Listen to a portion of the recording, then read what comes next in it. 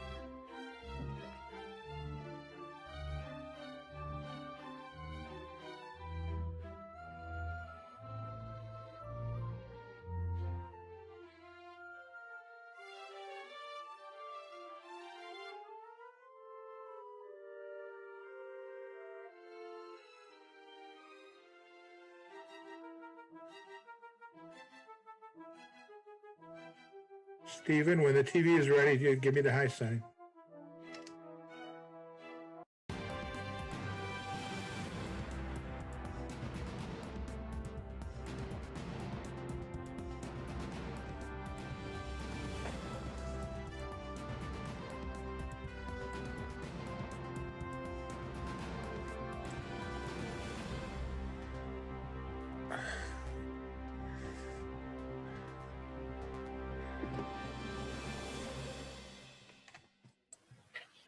Supervisor Steiger, the meeting is yours anytime you like. You've got about 30 seconds before the top of the hour.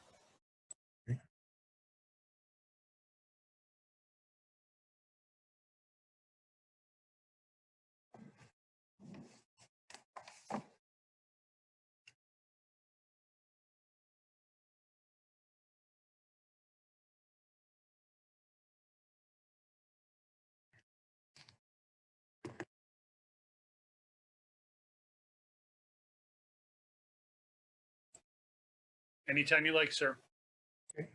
Call to order the December 8th, 2020 regular meeting of the Meridian Township Board of Trustees. And with that, we need to have a Pledge of Allegiance. So I'd recommend that more or less you stay mute and I'll recite. I pledge allegiance to the flag of the United States of America and to the republic for which it stands, one nation, under God, indivisible, with liberty and justice for all. Thank you very much.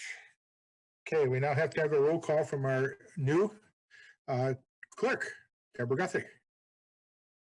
Supervisor Steiger, I am here. Clerk Guthrie is here. Treasurer DeShane, Here, Trustee Jackson, Here. Trustee Opsmer, Here. Trustee Sunland, Here.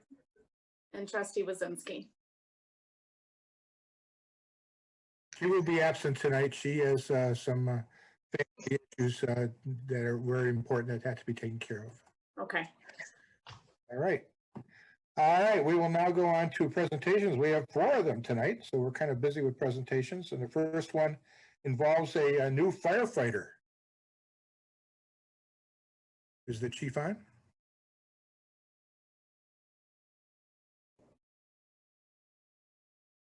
Mr. Walsh? Yeah, I don't see Chief Hamill on my screen. I don't know if he's I don't on or either. not. Anyone see him? No. So I guess we'll move on to the next presentation. All right. Okay. I didn't know whether you were going to fill in for him or not. All right. We will now move on to our second presentation, which is the Woodward Way tax credit from the MISTA. Craig Patterson of Super Companies was going to talk to us about that. Mr. DeShane, do you know if he's here? I do not see him. He's Stephen, not on my screen. do you see Craig Patterson? No. All right. Well, we've struck out two times, two strikes. Hopefully we don't get a third one.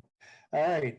The next presentation is the 2021 goals, township goals and action plan presentation. I know we won't get a strike on this one. Mr. Walsh. Thank you very much. I understand that the Mr. Supervisor, the firefighter is in the waiting room. Is there any way that Stephen, you could have her come forward? Do we want to proceed with the goals and have her come forward Sure. in the meantime? Call Sure. on her afterward? Okay. Sure. So I know that the board has been through a couple of hours now on the goal setting. At our last meeting, we presented the background for 2020 and the 2021 goals, which include a number of things, anywhere from local roads to solar, to broadband, to diversity, equity, and inclusion.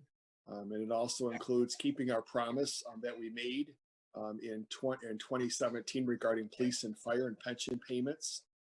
It involves not only solar, but it also includes a percentage of what our goal is, the metrics for getting to our solar. Next year, I think we're talking about hitting 60% of our usage next year with a $300,000 commit to solar. So you have the list before you. I know you've been through this once now, and we would ask that you, if you have any questions, to let us know. I'm not going to go through the litany of 2020 because we'll be providing a annual report to the community next month, which will go over all of this in detail. Plus, all of this is available online. I know you have a lengthy agenda tonight. I know we spent about 90 minutes on this at our last meeting, so I'd be happy to answer any questions you have. This was just a chance to kind of give an overview to the public, so we appreciate it very much. Yep. Well, I'll go on to our 2021 Township Local Road Plan. I assume Mr. Perry will be talking to us about this? If that's the pleasure of the board, I'd love to. I appreciate the supervisor and the board of trustees allowing me the opportunity to do this. I do plan on sharing my screen, so we got some maps and some graphics to look at.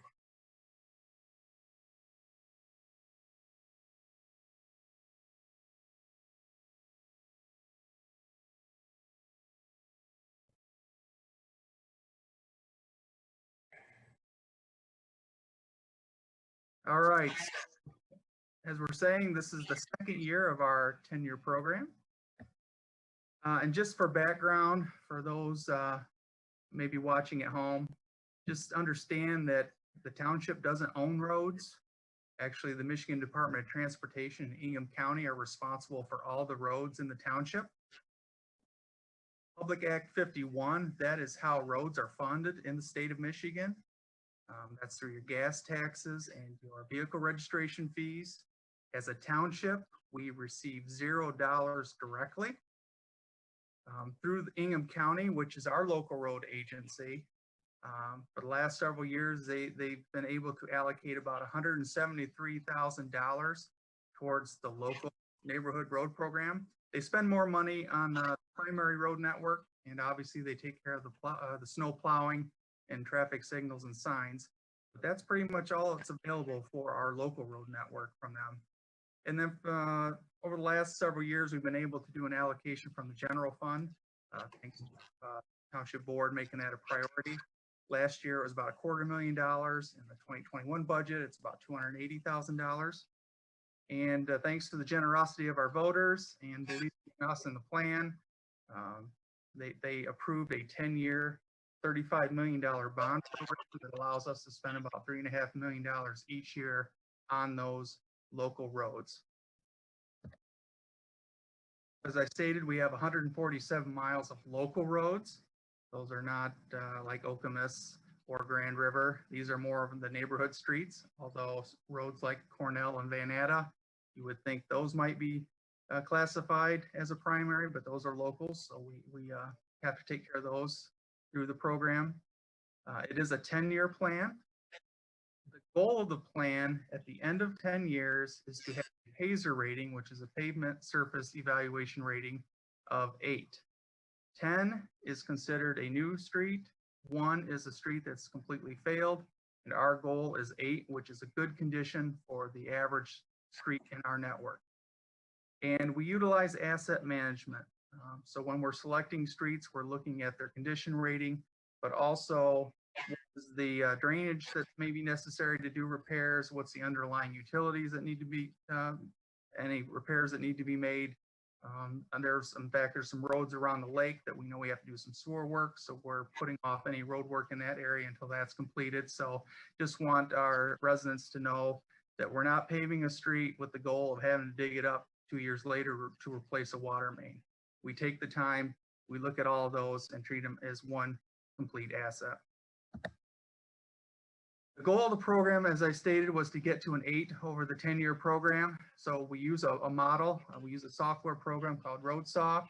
We input what the dollars we think we're going to have available over the 10-year program, and it helps us decide which type of treatments we should be doing to our road network. And this kind of shows over those the 10-year period how we're gradually going to climb back up to our condition of 8 over the 10-year period. 2021 is our goal for this year. Notice that the PASER rating, if all goes well, at the end of 2021, our goal would be 5.37. Historical work, I need to change my screen now. Apologize for this being a little cumbersome, but didn't want to format into PowerPoint as well. I want to show the maps because I know that's important.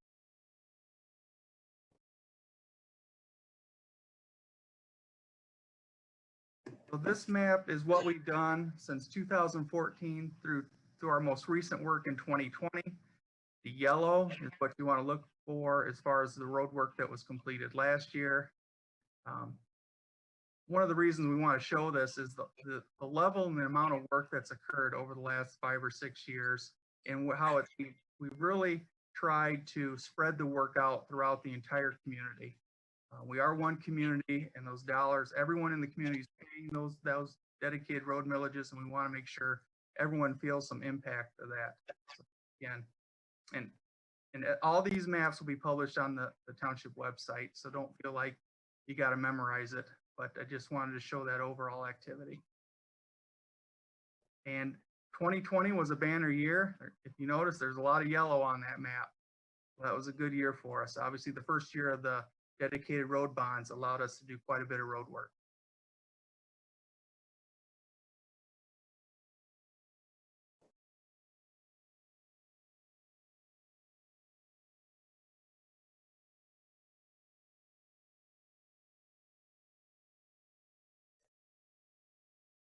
So what did we do in 2020?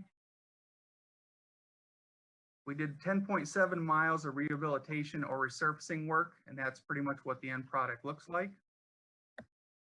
We also did 16.7 miles of preservation work, which is the crack sealing. What that does is those cracks that start to exhibit themselves after 3 or 4 years, we go in there, hire a contractor to do it, fill that full of a rubber product, and prevent water getting into the base of those roads and destroying them over time. Most importantly, people want to know what we're doing for 2021, right? New year, what's going to be happening?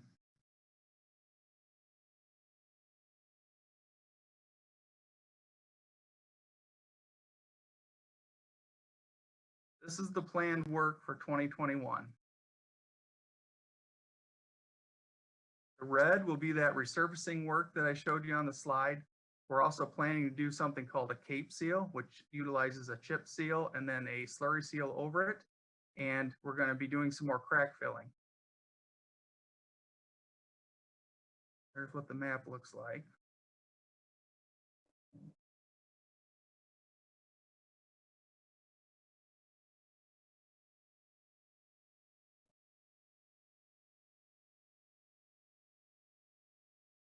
These are the streets that are scheduled for the rehab resurfacing work. Again, all of these will be listed on the website. Hopefully you can see those up there, but there's quite a few of those streets.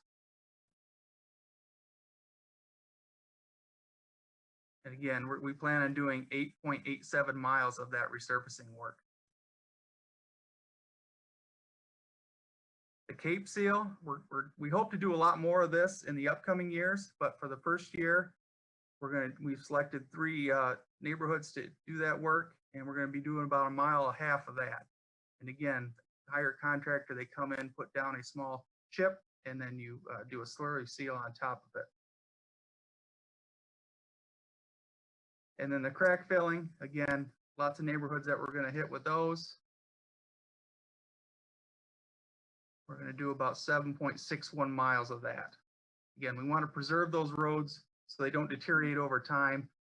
And we get in the position that we've been in for, the last 2 decades where we just have failed roads and they're the most expensive to replace. So the summary, total resurfacing 8.87 miles, 1.5 miles of Cape Seal, 7.61 miles of crack filling for a total road work in 2021 of 17.98 miles with a Paiser rating at the end of 5.37. That is our plan. And Mr. Perry, Yes. could you just quickly run through from maybe the north part of the township down to the south and just give a general area of where you're going to do work? Just maybe by neighborhood, we've got Skyline, White Hills, everything over by the Mayfair and the Bluegill Grill, and just maybe run through it real quickly. Sure.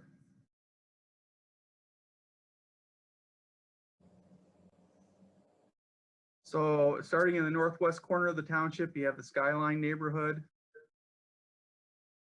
White Hills Lake's going to have some work done in it. Some area along Westminster Way, the Bluegill Grill. That work all started last year. That's a project we're doing in conjunction with the drain office. That'll be completed next year.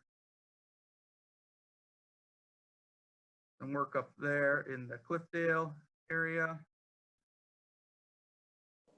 Sapphire Lane, there's a small little connector there that's deteriorated. The Indian Lakes neighborhood, Tacoma Hills, Riverwood. You have some area in the Cornell Woods, Indian Glen, and then the Autumnwood, Fair Hills area. That's where all the resurfacing and rehab work will be occurring in the township. Again, these maps will be available on the website. The blue is all the crack sealing.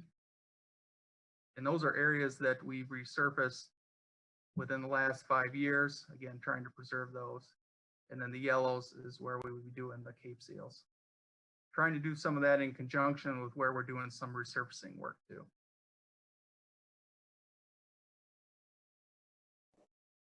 And just to emphasize and clarify, when you mentioned a neighborhood, it's not the entire neighborhood, it's just some portions of it that you're talking about, Correct. with the details in the map. Absolutely. And the streets are listed. As far as schedule goes, survey is ongoing, design is underway. We anticipate bidding at the end of February with anticipated construction starting in May. And then our substantial completion date would be the end of September. That's the program. Thank you very much. Well, I see that the fire chief is back from helping protect us all in one way or another, and is available to introduce his new firefighters. So, I call on you. Thank you, Supervisor Steichen, Board. Sorry, This is something. a little technical difficulty, user error at my end, but I believe Angela's on. I saw her name on there, but as you recall, Angela, she was sponsored to LCC's Fire Academy back in August, and actually was one of the leaders in the class. She graduated with honors, #1 student in the class, and as I talked 2 weeks ago, I wanted to bring her back, and at least you guys could see her face and see who she was, and let her say thank you and hello. And she comes to us from Jackson, and just extraordinary woman that's going to do a great job for us, and just very exciting. So Angela, where are you? Oh, bottom left on my screen. Can you see me? Yep. Okay, great. My name's Angela. It's nice to meet all of you. I'm very excited to work for Meridian, and I want to thank you for bringing me in to be part of the team. If anybody has any questions, go ahead. I don't have a question, but I will congratulate you on joining us. We look forward to having your work performed for us. It's kind of exciting. The chief always makes excellent decisions along with the manager and others in his personnel, and we know you're going to be good. Not only good, but great. Appreciate it. And is there any Thank you, board sir. member questions for Angela? Chief, anything else you want to tell us about it? I don't. I just welcome her aboard, and like I said, she's doing a great job already, and we're just glad to have her. And she's just a wealth of energy and a breath of fresh air, and she's just a lot of fun having her. She's doing a great job. Thank you, Chief. Good.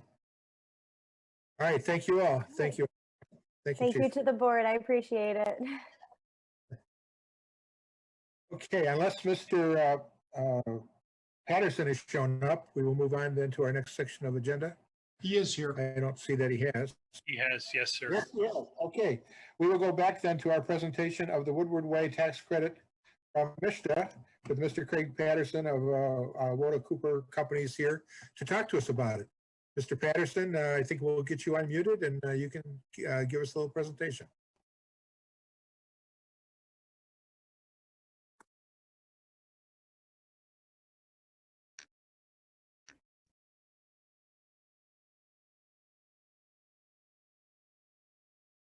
You're still muted, Mr. Patterson.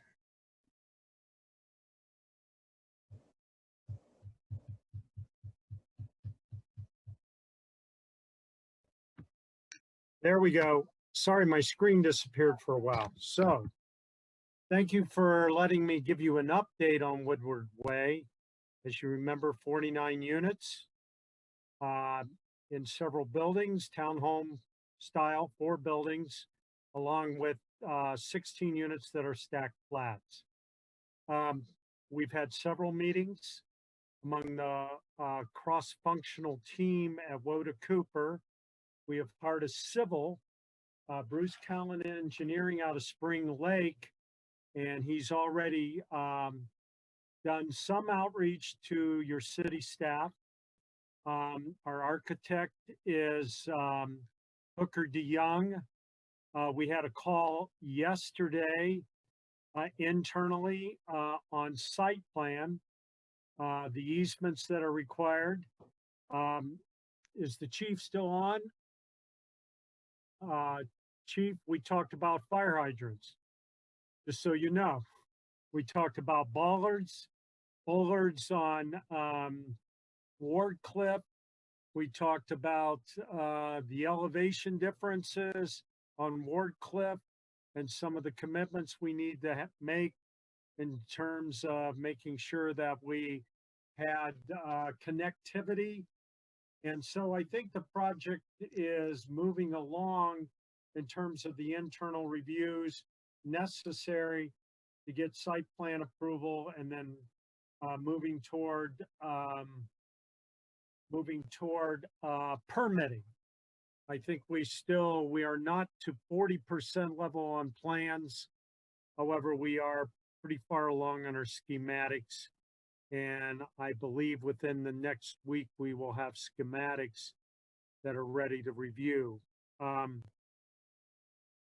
Otherwise, I can't think of anything at the moment, except that we did get our full funding from MISTA. So there's nothing in terms of a budgetary standpoint that surprised us. And so we're ready to push the pedal to the metal to get our permit. I think when Mr. Deshane, the treasurer, suggested having you on here for a presentation, the thought was that you would explain a little bit too about, once again, for the public as well as us, the MISTA, what that is all about, what your project is all about in terms of MISTA funding. Well, first of all, MISTA, they have not sent us the confirmation of funding yet. They gave us a verbal confirmation about a month ago. I was told by MISTA today that our funding is secure and the actual paperwork is being sent to our headquarters in Columbus, Ohio today, meaning it'll arrive tomorrow. Now, what that means is that with that fully fledged confirmation, there are a few contingencies that are required that we must work out internally, but for the public, the funding did assure that we would be fully funded with housing tax credits necessary to fully build out what was proposed before the application, which was 49 units of housing in those 4 buildings, plus community space, plus all the infrastructure requirements that are necessary to build on that site behind Whole Foods. And that includes all the utilities required, the storm and everything else. So I can get in more details if necessary, but that's pretty much it. And Trustee Deshane may have some questions that he has that he may want to, or anybody on the trustee board that think I'm missing some pieces here. Treasurer, do you have anything you want to raise, please? How about three quick data points for us? What's the total investment again? When do you expect to break ground, and when do you expect to move your first families in? Well, first of all, we expect to break ground sometime by April. Ownership of the company has stated that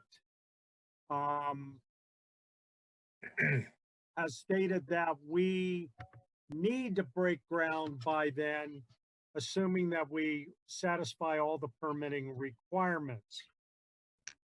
Once we break ground, then it usually takes us about 10 months to get to finalize, to make sure that we have it built out and we get the certificate of occupancy. And that, once again, that will be dependent on meeting the needs of your building inspector. Now, and also all the other approving, the groups that approve that. And I'm trying to get you our updated investment right now. While you're looking for that, this project is really important to this community for many reasons, one of which is the diversity of housing it offers. Also, this board has shown strong support for the Wardcliff neighborhood. They would like to see the Wardcliff school reopened or certainly repurposed for students. And these families that we'll be moving into, along with other young families we hope to see moving into the township in the next year or two, will be the impetus for the Okemos School Board to look at that question of the future of Wardcliff again. So this is a really pressing and important issue for the neighbors around there. Not to mention, anyone who's been around Meridian long knows what used to exist on this site, and it wasn't a pretty site. It was blight, and we cleaned it up a number of years ago, but it sat vacant for many years. So this repurpose to provide top quality housing for affordable housing for families is a win-win-win for this community. Well, I appreciate that summary, Trustee Deshane, but you know, and that is a reminder to something I did not mention, which is really important here. This is what we call a general occupancy development. It's not age restricted.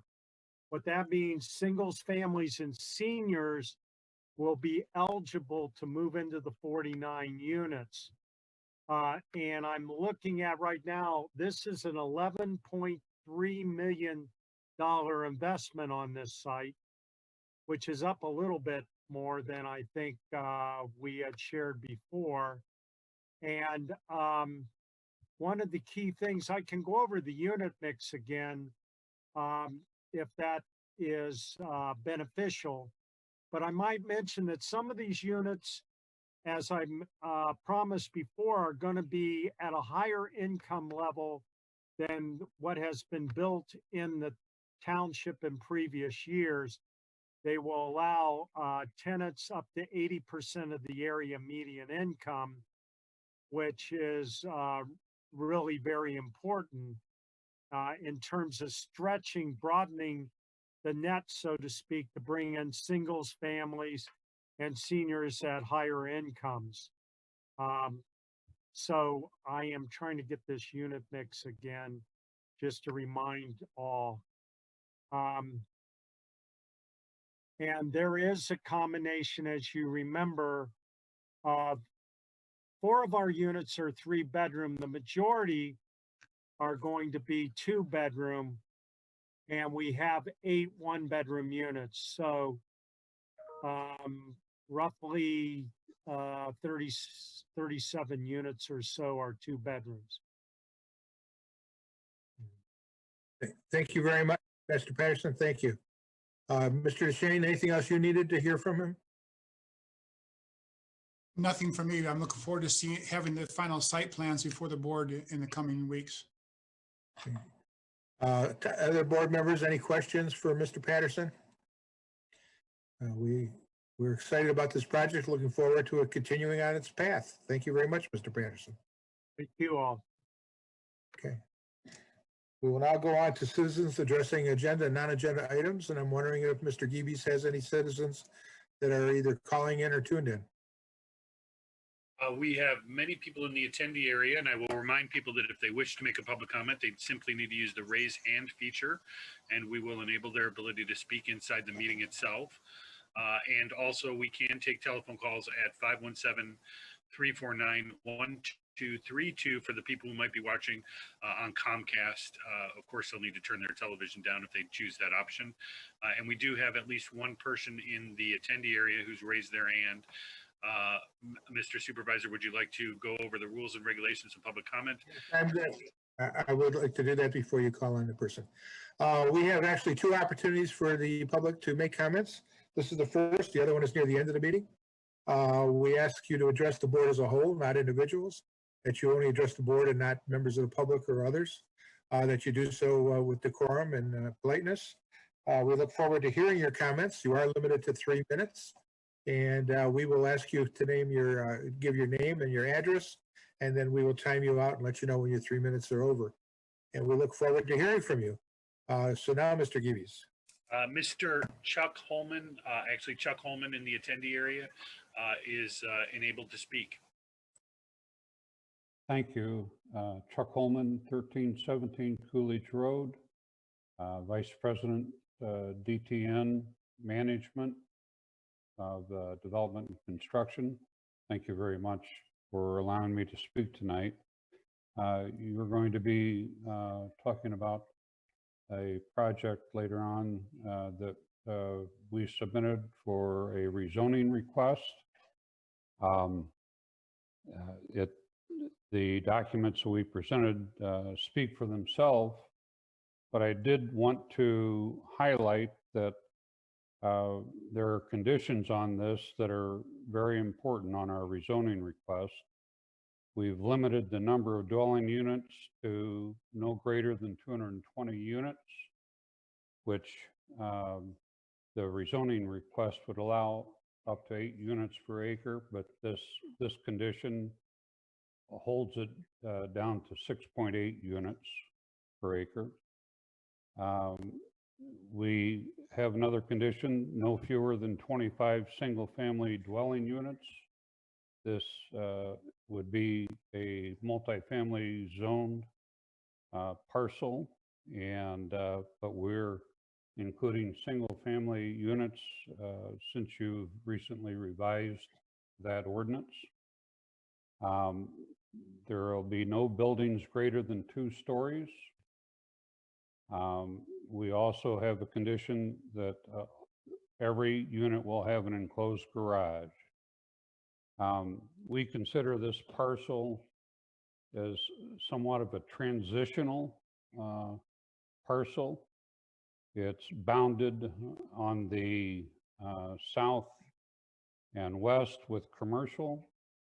To the north is a senior facility and single-family residential, and to the east is single-family residential. So this increase in density would be a good transition from the single-family to the commercial zoning. It's also in the urban services boundary, within the urban services boundary. Will be available during your discussion if you have any further questions. And again, we appreciate very much having the opportunity to present this rezoning request. Thank you. Thank you. Do we have another speaker? We do, sir. Raji Upal is going to be next. Raji? State your name and address, please. Can you guys hear me? Yes, we can. Go ahead. I'm in trouble with the mute button. My name is Raji Uppal. I'm at 6133 Cottage Drive in Hazlet, Michigan. I'm a principal of DTN Management Company, and I'm calling to talk about the Okemos project that Chuck was also mentioning. I kind of wanted to talk a little bit about why are we working on this project and what does it mean to the township and what is driving us towards this. The purpose of this development that we're working towards is to provide housing for a new demographic that's expanding dramatically as things are changing, and we call this demographic a renter by choice. A renter by choice is someone who is typically highly paid. They are the same in terms of homeowners, but typically they have a little bit different longevity in terms of what they're doing. Because what's happened over the market is things have changed. Where it used to be that you used to think jobs were in terms of 5, 10, 20 years, or even longer, they're now a little shorter in duration. And in addition to that, it has driven a few other things that are happening in terms of demographics, which are people are getting married a little bit later in life. And as many as 80% of the people aren't even married by the time they're 40 nationwide. And what's happened is this demographic is looking for housing that kind of fits in with the needs of what these guys are, what they're doing. And this new demographic is someone who is usually there are usually two people living in a household or working in a household is what I'm trying to say. So 2 parents working in a household, to a couple working in a household, single parents that are working in a household, things of that nature.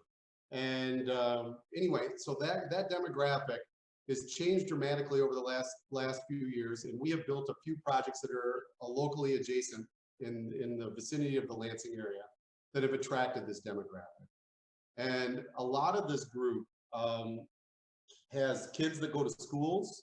As I was telling you before, we built one of these projects in DeWitt called the Quarry.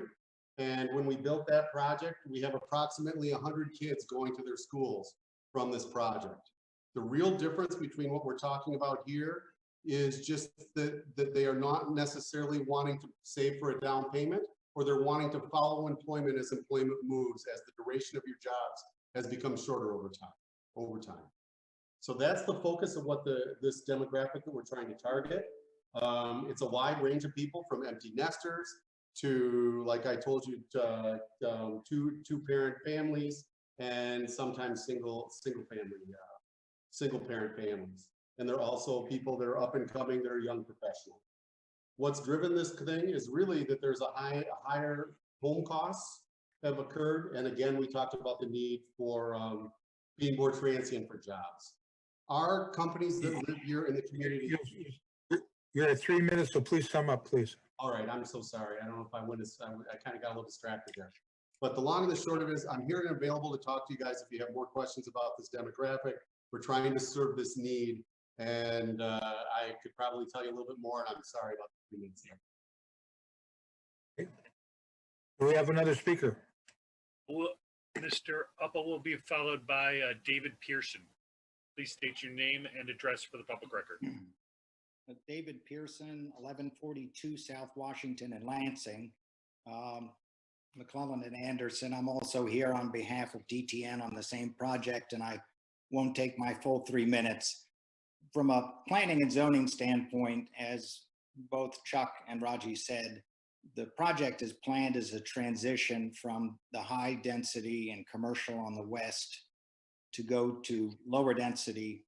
The kind of housing that DTN has built in the other communities that Raji mentioned and would plan here is effectively the same product as would be for sale.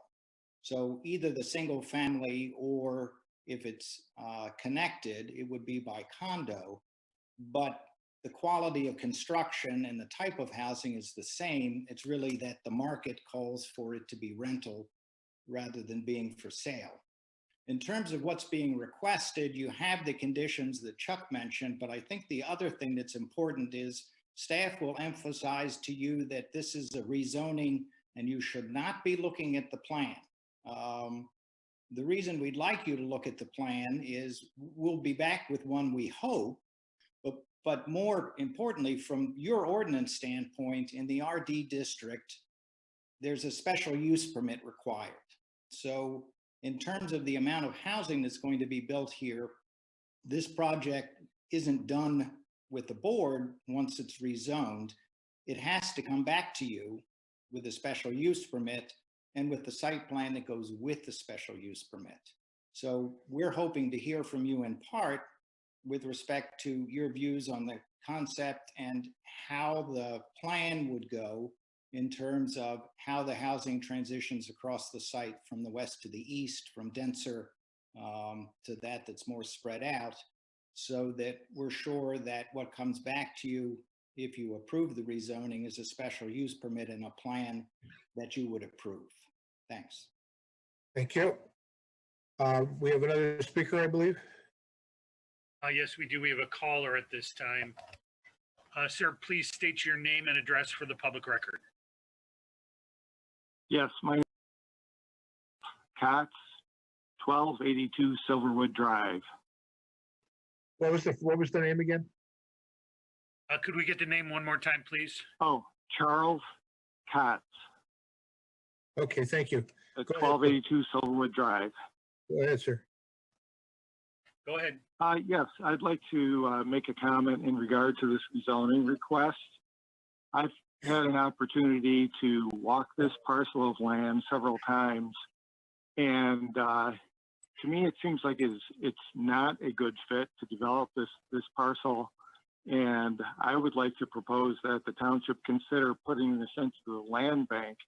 This is one of the last remaining parcels of its type along Powell Road, which I believe is designated, according to the master plan, as a natural beauty road. Just from walking this parcel, to me, it appears as though at least 50% of the land is wetlands.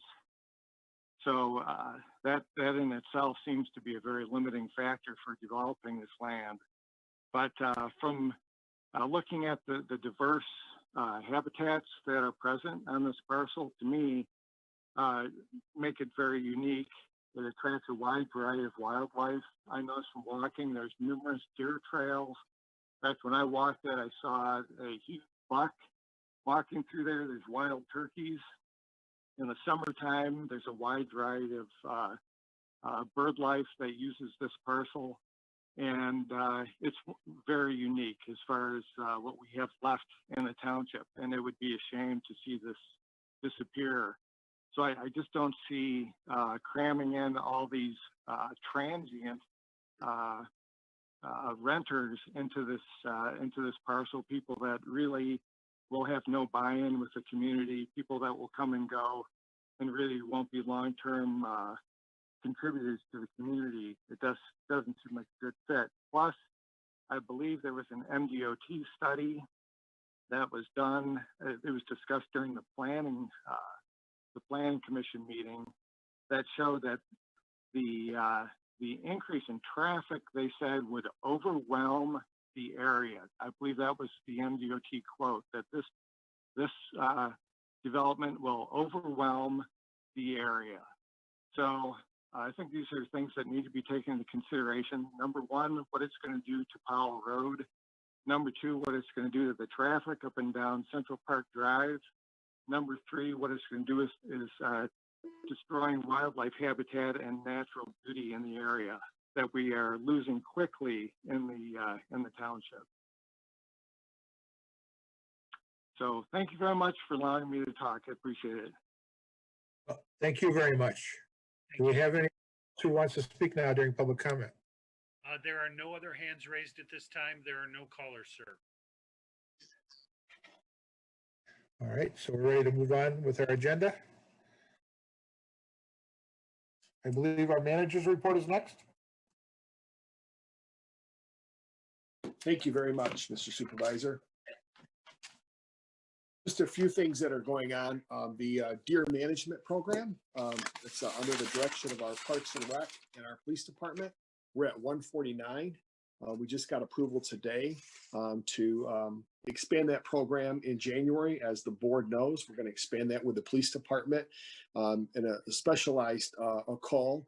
And our goal is to get to 300. We're at 149. Our high in this program, and I think we're in our 10th or 11th year, and I think our high is 156. So obviously we feel like the goal of getting to 300 is certainly in play. The Marketplace on the Green has won a state award for its design from NParks. Our ladder truck, we still, though with board approval, we still have not signed on that yet. We're waiting for council to review the agreement. It's $1 million purchase, and we want to make sure that the agreement with the company is in line. One thing, I know that the board has a lot to think about tonight and going forward, but one thing to put in your mind for 2021 is the citizen survey. Remember, it's every 3 years, and we did one in 12, 15, 18. So in 2021, is it time to rethink, is it ICMA the way to go, or is there a different way to do that survey?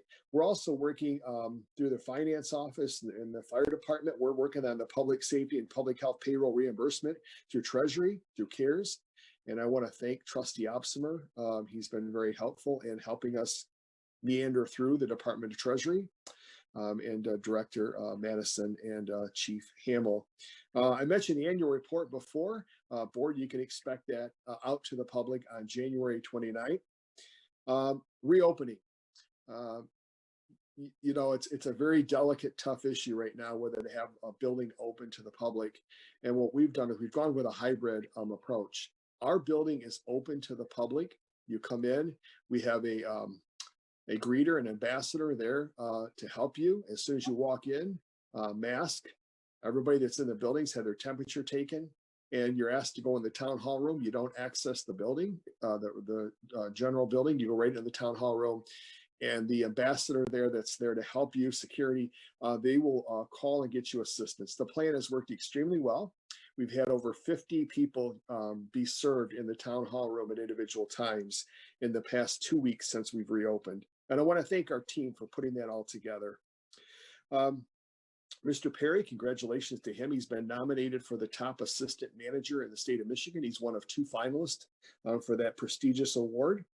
And also through Luann's department, Director Mazur's department, we just got word from the DNR that we received, I think it's 145 or 147,000, somewhere in there, to purchase some property in front of the service center. The future use of that's undetermined right now. That'll be up to the Park Commission, and I hear we may be able to use it with the MSU to Lake Lansing pathway, but that's yet to be determined as it works its way through the Park Commission. But congratulations to all. We've had some really good announcements here in this really difficult time in our community, in our region, in our state, in our country. But it's been a good couple of weeks for Meridian Township. Thank you very much. Thank you. Any questions for the manager on his report? I don't see any hands. All right. We will now move on to the board member reports of activities and their announcements. Board members, any report of activities or announcements? Treasurer DeShane. Thank you. With the Thanksgiving holiday, not as many meetings as usual. We did have the Economic Development Corporation meeting on the 3rd, which I attended with our board liaison, Trustee Sunland, and Trustee Jackson was there, as well as Manager Walsh was on that board. Lots of things were discussed. We got an update from the mall and their initial sales or traffic for Black Friday, where the traffic was about 50% of past years. We knew this was going to impact the mall. 50% is better than 25%, but clearly the mall will be struggling, and it's really important to the EDC to keep the mall as vibrant. It is the economic driver for the entire township. Also, virtually all residents should have received either a tax bill from our office or if your mortgage company pays for you and from your escrow account, a tax notice. Those went out on November 30th and they arrived last week, and taxes could be paid as of a week ago today, the 1st of December. I want to thank the public who have typically come to the counter. Instead, they've dropped it off. We have special envelopes for dropping them off that allow you to check off a box, and we'll send you a receipt or email you a receipt. And so our counter traffic is down about 95%, as the manager mentioned. Those that do come in will be served in the town hall room. So we're doing our best to protect the public and to protect our own employees. And again, thank you to the residents who've done that and who are, might be more comfortable coming to the counter, have been willing to seal it in an envelope and leave it in the lobby in our drop box. So thank you for that. That's my report. Thank you. Other board members, any announcements or reports of activities? Yes, Clerk Guthrie. Thank you, Supervisor Stika. Tomorrow, on Wednesday, December 9th, we will be doing an audit on Precinct 6. From what I understand, it's pretty standard that they select a precinct to do an audit. And so I met with Betty, the Deputy Clerk, Betty Bigsby, and reviewed all of the materials that were needed for the audit.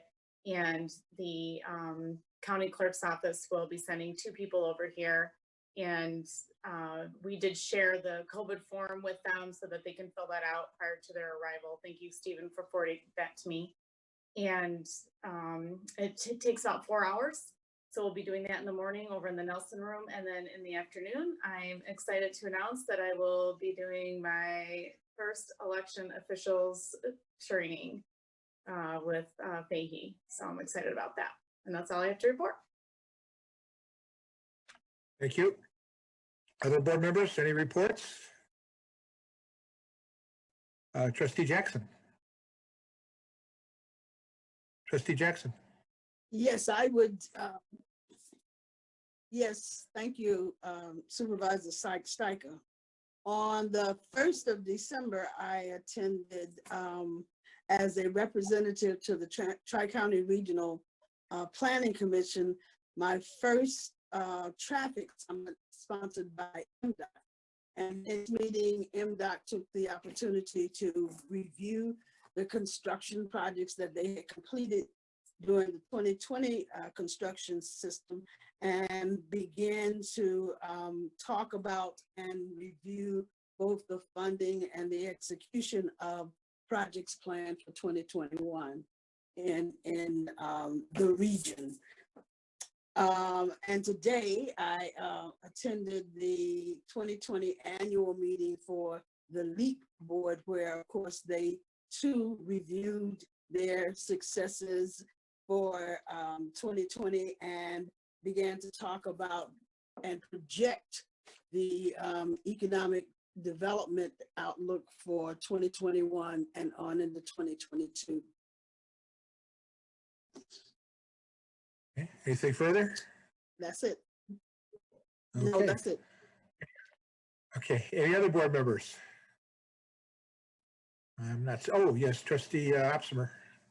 Yeah, I would just report to the board that the CATA board did approve the new advertising policy at the previous meeting that I've previously reported to you all on.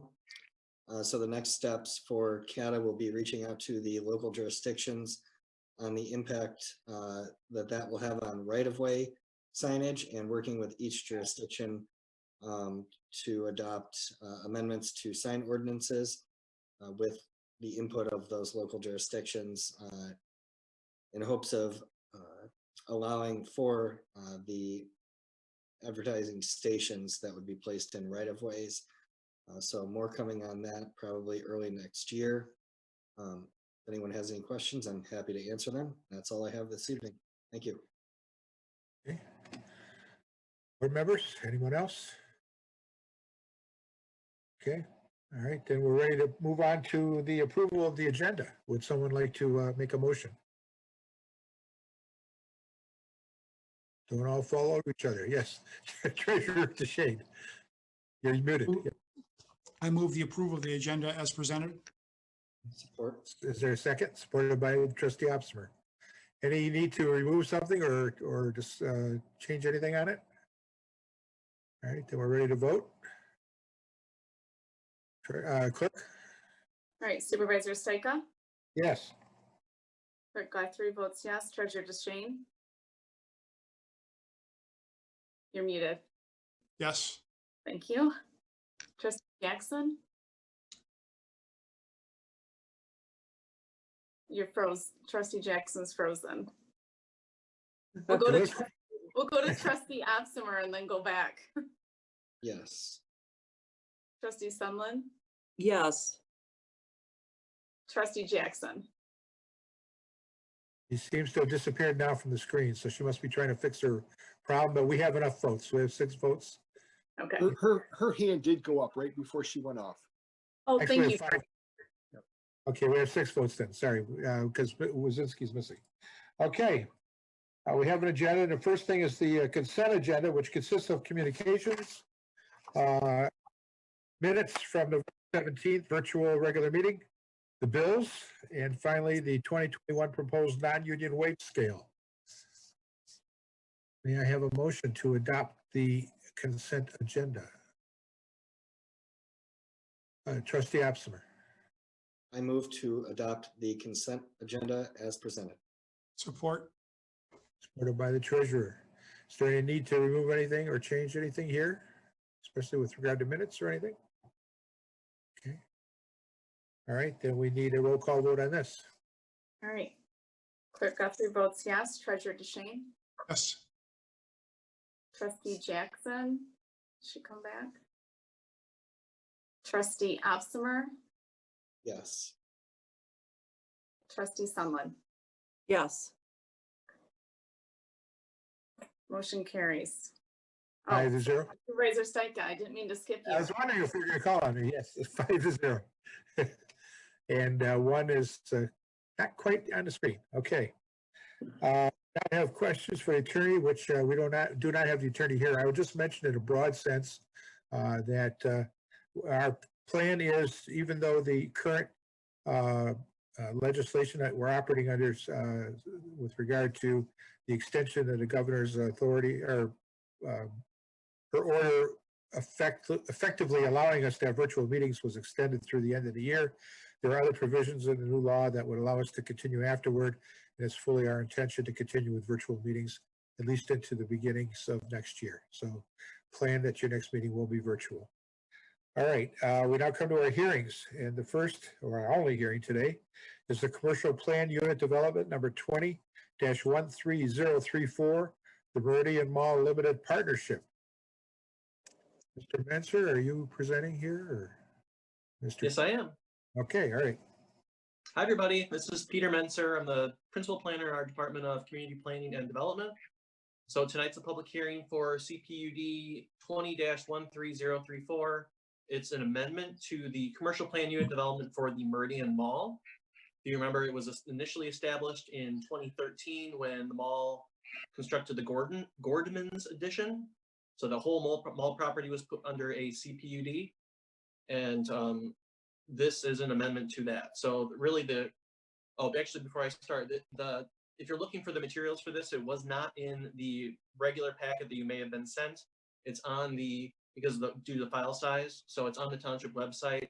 On the meetings calendar, there's a link. The Meridian Mall staff memo is 2 parts. So you'll find it there. There's a part 1 and part 2, just under where the link to the board packet is. So you'll probably just want to look at part 1. That's where most of the information is, but there's a lot of attachments, traffic studies and that kind of thing. So just so you can follow along at home, that's where all this information is. So this is an amendment to construct a bank building, 2,500 square foot bank with drive up ATMs, although the technology has changed now. What I'm told is they can drive up and you can take money out, but you could also speak to any potential office member of the bank. So this would be new technology for banks. The Planning Commission had their public hearing in November, and at the following meeting voted to recommend approval of the request. Our Corridor Improvement Authority, CIA, also discussed the project at a recent meeting and voiced their support for the amendment to the CPUD. So there's a lot of materials in the packet. If you have any questions about it, this is going to be twice on your agenda tonight. First here for the public hearing, and then again under discussion. So I'm available. Mark's here if you have any questions for us, and I believe the applicant is online as well. Thank you. Okay, then I will call the public hearing to order at 6:57. And if someone wants to speak during this public hearing, they should raise their hand, either the raised hand feature, or if they're calling in, go through Mr. Geeves and let us know they want to speak on this.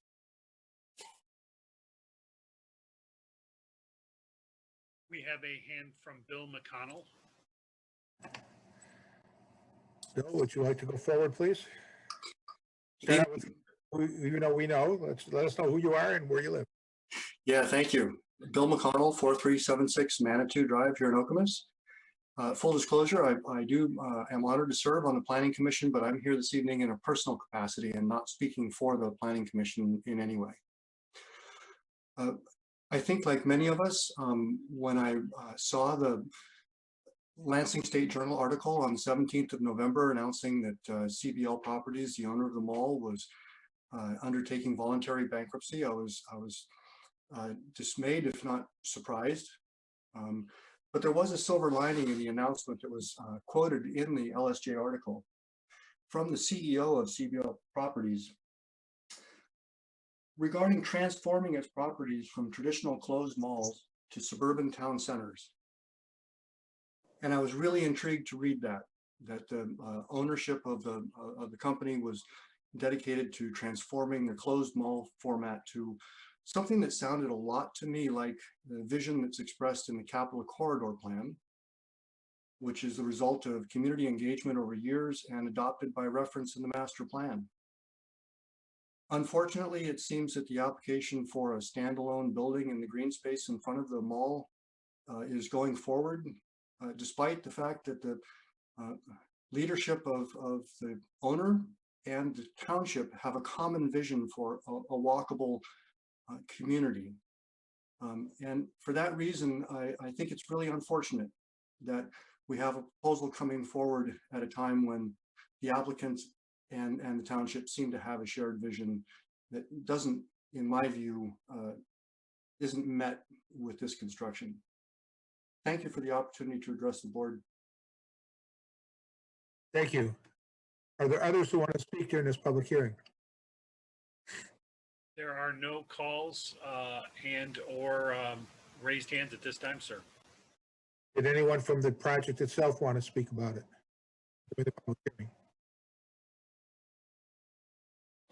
Stephen, could you please promote David Newhoff? Absolutely, stand by.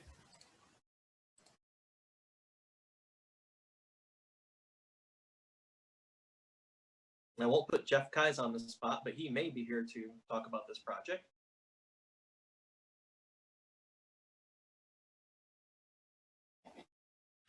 Mr. Newhoff has been promoted. Thanks. Mr. Newhoff, if you're interested in speaking during the public hearing portion of this, now's your opportunity. Please give your name and your address and your relationship.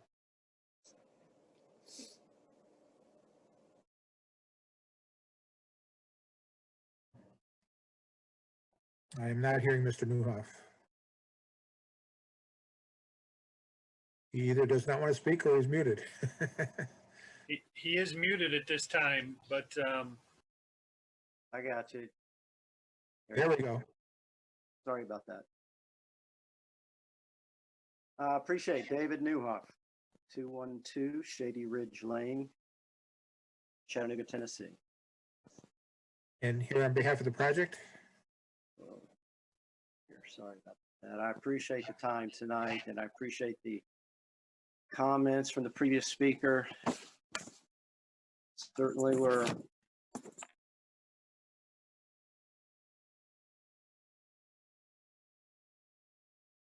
guys, this is not working. We're hearing you, but we're also not hearing you. Yeah, sorry, I'm getting feedback. I apologize. We are obviously trying to look at every avenues to look at redevelopment opportunities. Those are long-term projects. There's a lot of property at the mall. We do have an existing and a current opportunity to take advantage, hopefully, of adding commerce along Grand River. That's the reason for the request of the immediate application that's in place right now. So we will continue to look, as the speaker before presented, trying to redevelop the property. Certainly a lot goes into that, but we think this is a good opportunity to continue to add traffic, commerce to the mall property. And we appreciate your reviewing this tonight. Okay. Thank you. Any other speakers for the public hearing? I'm not seeing any. Mr. Geeves, is there anyone? Mr. Kais has just raised his hand, and I'm going to, based on Peter's comment, promote him to be a panelist. Mr. Kais, do you want to speak during the public hearing?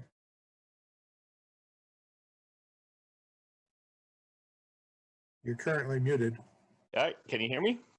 Now I can. All right. Jeff Kais, Kebs Incorporated, 2116 Hazlet Road, Hazlet, Michigan. I know this is going to be up for discussion, and I just wanted you to know that I'm available to answer any questions you may have. Yes, this redevelopment came about when the trade was made between Meridian Mall and Meridian Township to allow for the marketplace on the green. The township traded 4 acres of green space going out towards Okemos Road, which allowed freed up some land for us and some open space to develop this front parcel. So we've worked hard putting this together, working with Wolverine as far as the petroleum line, working with everyone around, and we're submitting to the drain office soon, but I'd be happy to answer any questions during the discussion if you have any. Thank you. Thank you. Any other speakers for the public hearing? I see no hands. There are no phone calls, sir. All right, then I will close the public hearing at 7:05, and we will continue with our agenda. Thank you, everyone who spoke. We now come to our action agenda, and we have a number of action items tonight. The first one is the board and commission reappointments and appointments. And from with regard to this, you received a memorandum from me that has a very long list of people who have been serving us well for a long time, and they want to be reappointed. And we're very pleased that that's the case. Those are submitted to you. In addition, there's a number of people, about maybe a half a dozen or so, that wish to be appointed to fill various vacancies that we have. And I presented to you my recommendations. A couple of those are actually my appointments for you to confirm, and the rest of them are appointments from this board collectively, but I've indicated who, based on the applications, I think you should give due consideration to. And then the third thing, which we'll get to afterward, is for various board members to serve in their capacities on various boards, commissions, or as liaisons. So with that, I would ask somebody to look at the memorandum and the motions, and I'm thinking that in the interest of time, unless there's objection and somebody wants to take one off so we can discuss it, maybe someone could make a motion to to adopt all the motions for reappointment with, unless, with or without an exception. And then we could deal with those collectively. It's just a thought. Trustee Opsimer.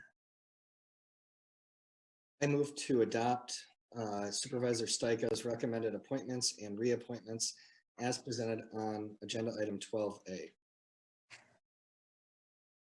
Is there a second? Treasurer DeShane? Support that motion. Okay. And you're saying as written, you're not taking anybody off or anything like that at this point. Is that correct, Mr. Opsimer? Yes, correct. Okay. As presented in the packet under 12A. Okay. Any discussion? I would just like to thank Clerk Guthrie and Supervisor Stika for the time that went into this, and for all of the residents who are currently serving and who have come forward and expressed interest in serving. And congratulations to everyone who is before us tonight in the recommended motions. We appreciate your time and service here in the township. Anyone else? Treasurer? I'd like to reiterate that thanks to our members of our community that make the difference with these boards and commissions to provide expertise and really give these boards and commissions substance and deliberation and really great input into the decisions that go on. We're very well served by our volunteers. While we're discussing that, I would like to ask the township manager if we have anything planned end of the year to thank these boards and commission members. Oh, well, let's get to that after we vote, and then we'll talk about that. I appreciate the question, though. All right. All right, then we'll need a roll call vote to reappoint and appoint the individuals listed in 12A. And that's the amended version of 12A that you all should have received prior to today's meeting. That included a couple of positions for Tanya Pratt as well. Is that correct, Mr. Opsimer? Yes, correct. Including Tanya Pratt to the Local Officials Compensation Board and Pension Board. Yeah. Okay, just want to make sure we're all on the same page. We need that vote, Ms. Guthrie. All right, Treasurer DeShane? Yes. Do we have Trustee Jackson back? No, ma'am. Thank you, Stephen. Trustee Opsimer? Yes. Trustee Sumlin? Yes. Supervisor Stika? Yes. And the clerk votes yes. Motion carries 5-0. Okay. Thank you very much. Mr. DeShane, did you want to ask that question? Yes, we typically, the manager and staff organize a big event, a thank you event for our boards and commission volunteers. Did it last year at Meridian Sun. Clearly, we couldn't do that this year. I'd just like to ask the manager what we're going to do instead for our many volunteers. Thank you for that question and the opportunity to respond. Yeah, you're right. Every year we've been, for the last 7 years, we've had a volunteer appreciation event. This year, obviously not able to do that. So we got together as a team and figured out what could we do to honor our 110, 120 volunteers and during this COVID year. And the idea came up of a mask. Why not give everyone a mask with a nice little Meridian logo? So I want to thank Brandy Yates and her team in the communication department and others. And I know Clerk Guthrie will be happy because it meets the brand standards. But anyway, here it is. I just happen to have one. It's a nice, beautiful Meridian Care and Meridian Township logo on it. And those will all be mailed, or I'm sorry, they were going to be mailed, but in a cost-saving effort, Chief Plagas decided to have his cadets drop them off at the homes of all of our 100 and some volunteers. And yeah, it's really nice, and I appreciate the opportunity to bring that out. I think everyone will appreciate this beauty. Great. Good question. All right. Now we're ready to talk about the other part of this agenda item, and that is the various board members and where they're going to serve during the coming year. These will all be effective at the beginning of the year, January 1. You would still be for till the end of the year in doing what you're doing now. We have a elections commission, and I've done a little spading, and it looks like that the elections commission, which would automatically include Ms. Guthrie, also would include Ms. Sunland and Ms. Wazinski. I don't know if is there anyone else who's interested or has a different point of view on it.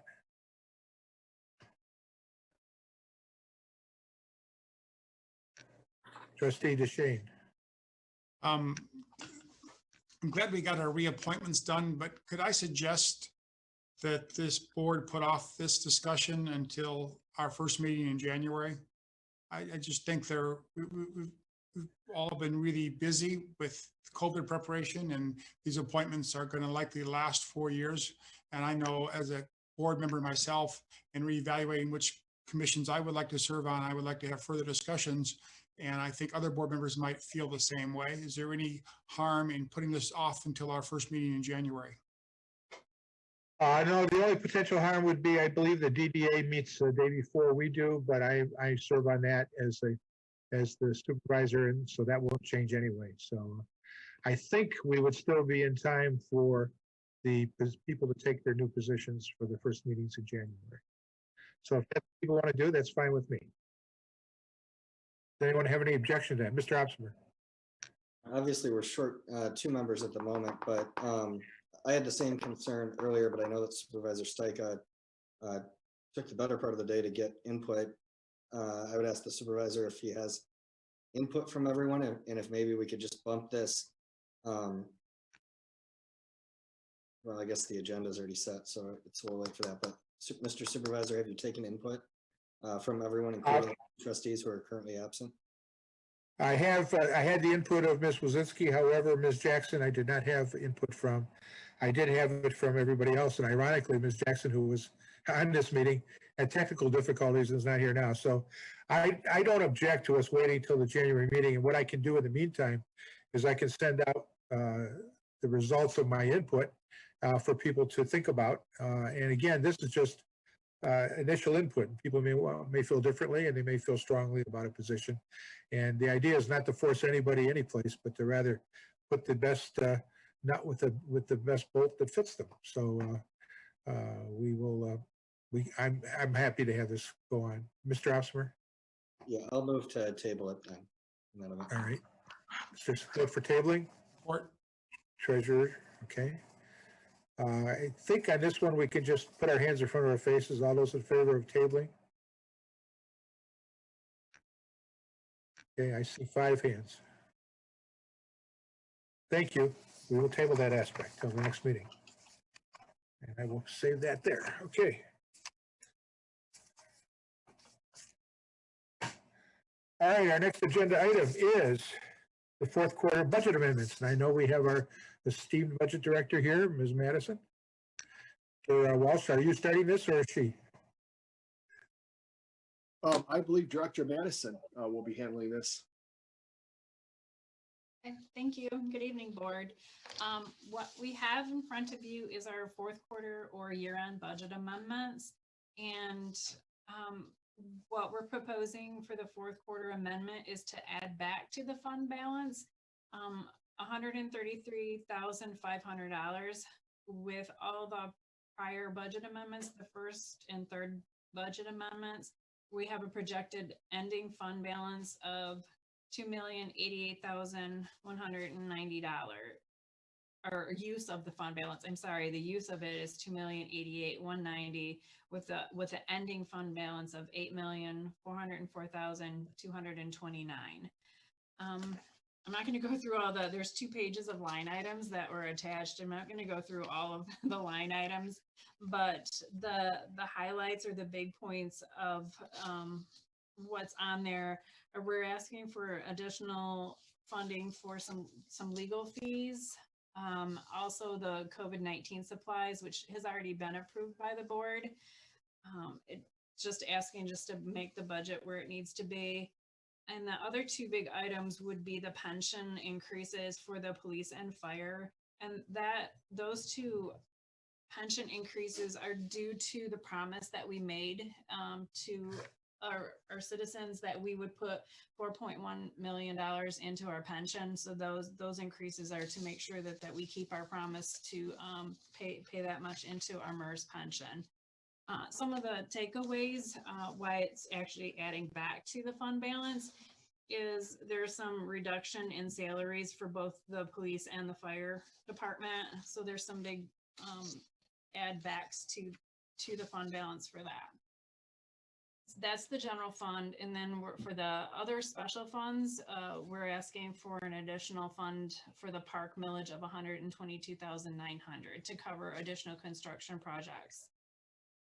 That's an overview for the fourth quarter budget amendments. Mr. Walsh. Just real quick, Mr. Supervisor and Board, the one important number there is that December 31 this year, we expect the fund balance to be at 8.4 million. Just one thing to keep in mind, that includes the $700,000 that's assigned or earmarked for the Meridian Redevelopment Fund. So that leaves a fund balance unassigned of about 7.7 million. Thank you. Thank you. Very important. Trustee Opsmer. I move to approve the fourth quarter 2020 budget amendments with an increase in budgeted fund balance for the general fund in the amount of $133,500. Projects a use fund balance of $2,088,190. Based on 2019 results, the projected fund balance at December 31st, 2020 will be $8,404,229. Okay. Is there a second? Second. Support. Okay. All righty. Any further any discussion? We had explanations. Any discussion by board members? I would ask, I'll channel some past members that were they're no longer here. Can you tell me quickly, Mr. Walsh, the legal fees, why they're higher? I think I know, but I'm just asking for the public. Yeah, we had some HR, some labor issues come up, pretty strong ones. We had some tax appeals come up. We had the Walnut Hills demolition issues. We had some brownfield issues to get through. The what's interesting is how sporadic that legal bill is. I don't have the number in front of me. I'm working off one device right now, but the legal bill this month was around 12,000. So it just shows you if you have. We had some grievances that we dealt with in the couple of departments, and so those are the higher costs for the legal bill for this month, for the last month. And this month is down, I think it's down 40 or 60%. Okay. Yeah, I know it varies radically month to month. Anyone else questions? Mr. Opsmer. Speaking of the fund balance, and one of the innovative things that we did last year with the COVID-19 business grants, one of the things that was unique about our approach was we waited for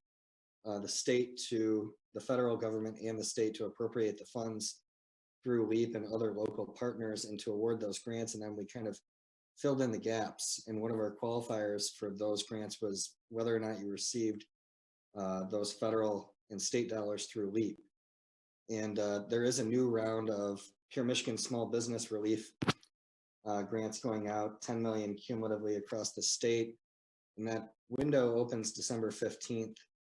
And the grant recipients will be notified early next year. So just something to think about with our fund balance and where we're at with our fourth quarter amendment. You know, I think we should look at whether or not we want to initiate another round of grants, and once we know who those who those recipients are in Meridian, to help fill in the gaps for the businesses that need it just as much, but don't receive the assistance just due to the the fiscal reality of having 10 million across the state. And those grants going out at the state level award up to 15,000 for businesses. And then there's a nonprofit component as well. So I would really think we ought to look at bringing that back in early January, once we kind of have a better picture. And we already have the framework, thanks to Ken Lane, our former economic development director, for Amber Clark and the team to kind of pick up and run with. So just a thought, looking for an amendment and no questions. Excellent point. Very, very serious situation, and we definitely should be looking at that in January. Treasurer. Yeah, I want to thank the manager for making sure that we fulfilled our promise on paying ahead on our pensions. But with the $200,000 in police salaries we saved and $50,000 in fire salaries, I want to give him a chance to clarify that this was not a deliberate attempt to save on salaries, but rather frustration in reaching full staffing levels due to recruiting issues of finding good candidates. Is that correct? That's correct. Yeah, we have budgeted 32 firefighter paramedics and 41 police. And we are battling with every community every day to fill those spots. I know that we have 5 interviews that are taking place right now in police. We have 2 coming out of the academy right now. And we have 2, the twins that are cadets are entering the academy, and they'll be out, I think, in April. And so, yes, we're doing everything we can. The Chief Hamill's made some progress. I think he's back up to 30 now, and 1 more on the horizon. So we're doing everything we can to get those numbers back up. Thank you. Any other discussion on these budget amendments? And we're ready for a vote, Ms. Guthrie. All right, trustee Absmer, Yes. trustee Sumlin, Yes. supervisor Stika, Yes. clerk Guthrie votes yes, treasurer DeShane. Yes. And Trustee trustee, Jackson has returned. thank you. Oh, Oh, great. Welcome trustee back. yeah, welcome back, trustee Jackson. I don't know. Thank you. Yes, Okay. I would know that I don't have any video. Okay. Okay, well, you're loud and clear, and that's important to us. Okay, so my vote is yes. Right. Thank Okay, you. she's Motion voting yes. carries. 6-0. Go ahead. Thank you. All right. We now are going to move on to our next action item, which is the loan transfer from general fund to the Parks Fund. And Mr. Walsh, I see Ms. Mason is also here.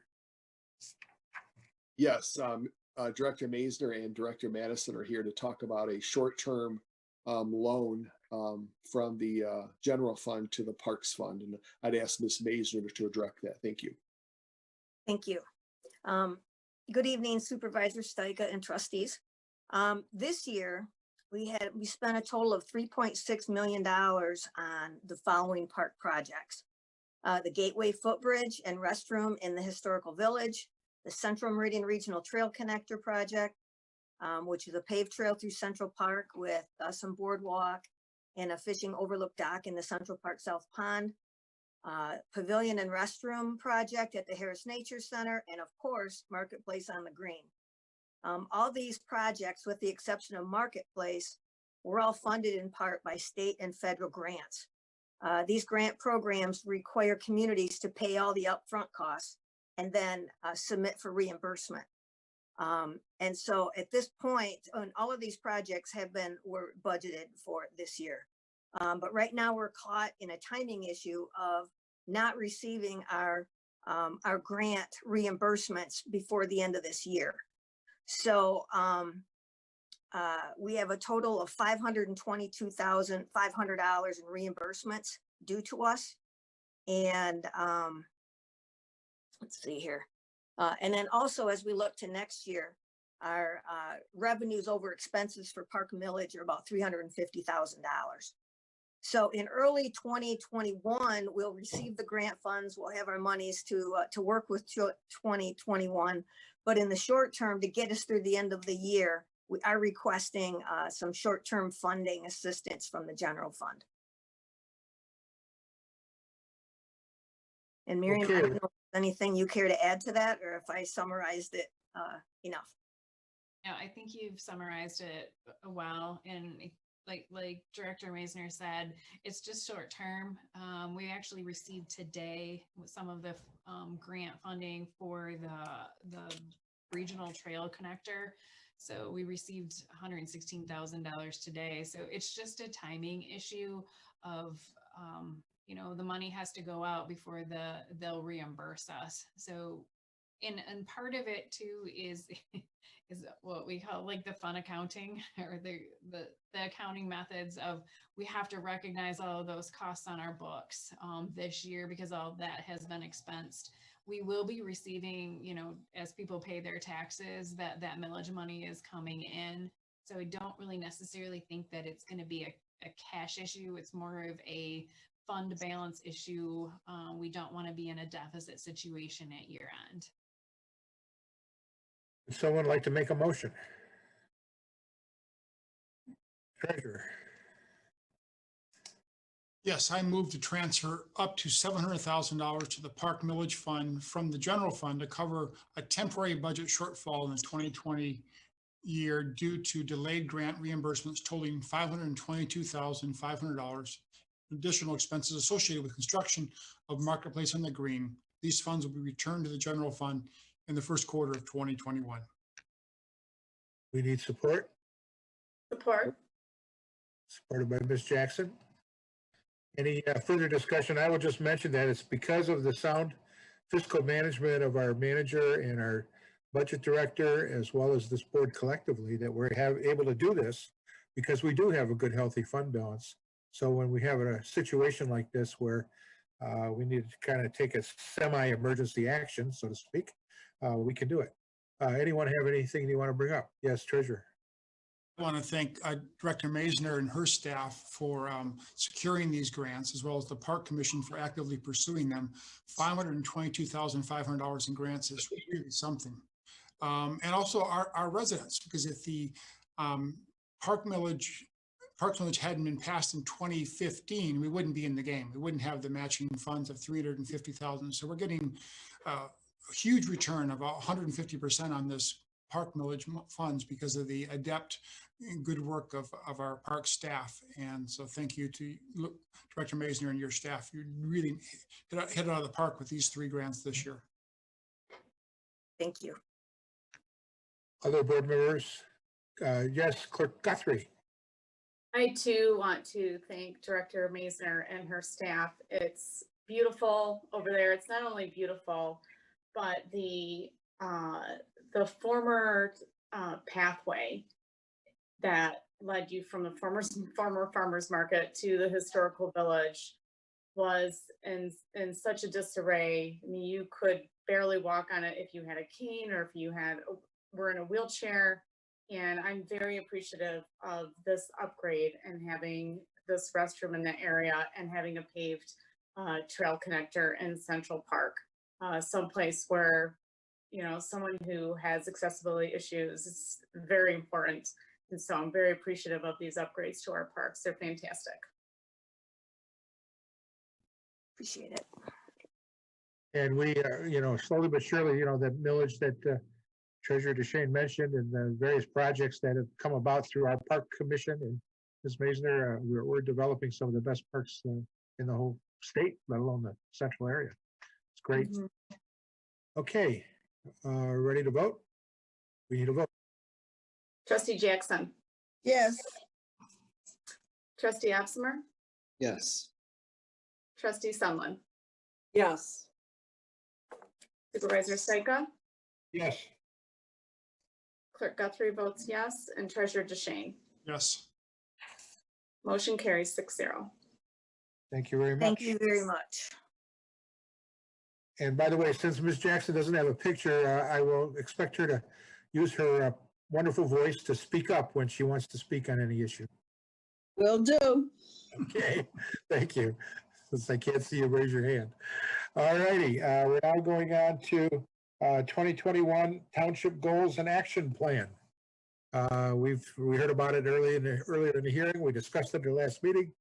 We have the formal adoption now in front of us of these goals and action plan. Can we have a motion? Ms. Sutherland, I move to adopt the attached 2021 Meridian Township Action Plan. Support Jackson. supported by Ms. Jackson. Would you like to discuss it, Ms. Sutherland? Oh, I just want to say that there was a lot of thought put into this and we discussed it extensively. And I'm just proud to show that all these goals are just so important to us and they're meaningful goals. So I just want to put the motion in. Thank you. Anyone else? There are also goals that we can measure, which is very important as well. Yes. And as an HR person, you know about that stuff, right, Kathy? Yes. All right. I'd like to comment. Sure, absolutely. Among the, I believe it's 10 goals that we have a new one, which I am very excited to see us tackle. It has to do with finding ways to facilitate access to broadband throughout the township. And another new one has to do with the upgrades and redesign of the communications portal for the township and its residents. And I'm in full support of all of the goals that we've set out. Maybe it might do well just to mention quickly in a summary form what they are. I will try to do my best. We're going to maintain our unparalleled customer service, especially in light of COVID-19. We're going to continue on our towards our sustainability plan of 100% renewable energy, and that's by spending $300,000 on more solar as well as other things. We're going to continue to develop our diversity, equity, inclusion plan. We're going to culminate a decade-long effort to redevelop downtown Okemos and Hazlet with construction beginning. We're going to implement the second year of our local road enhancement program that we heard about earlier in the meeting with 15 miles of roads. We're going to develop a comprehensive plan to facilitate access to affordable broadband, as was just mentioned by Trustee Jackson. We're going to complete phase 1 and 2 of the MSU to Lake Lansing Pathway on the Pathway Master Plan. We're going to further our branding efforts by having welcome to Meridian Township signs at important locations throughout the edges of the community. We're going to work with Granicus to upgrade the design of our township website and improve its functionality. And finally, we're going to fill our promises to the voters that we're going to continue paying up on our pensions to MERS and others so that we can get that 100% funded eventually within about 7 or so years. Mr. Walsh. Just quickly, Mr. Supervisor, I think it's worth noting, well, it is worth noting that through the work of the treasurer and Director Madison, we put in the extra $1.5 million on the day that the market was 18,200. Because we had high hopes that it was going to take off from there. It was during the downturn that we submitted those funds. So I think that was good work on behalf of the township. Excellent. Thank you. All right, are we ready to vote, Mr. Treasurer? Yes, sir. I'm glad Trustee Jackson noted the broadband initiative, and interesting how this packet sort of echoes back and forth. Up in the correspondence, we have a letter from Comcast explaining why they're increasing rates across the township. Some of them are 25 and 30% increases, okay? Just for the record, Comcast made $41.2 billion last year. And we don't really have any choices when it comes to broadband in this township right now. And a lot of people love to cut the cord, but we don't have a high-speed provider. So you get this letter from Comcast telling us how they're going to jump our rates, and we really have no choice. And I think it's really important that we pursue this broadband initiative so we give our residents a choice on services, and we don't get held up for another year by Comcast's uncompetitive marketplace.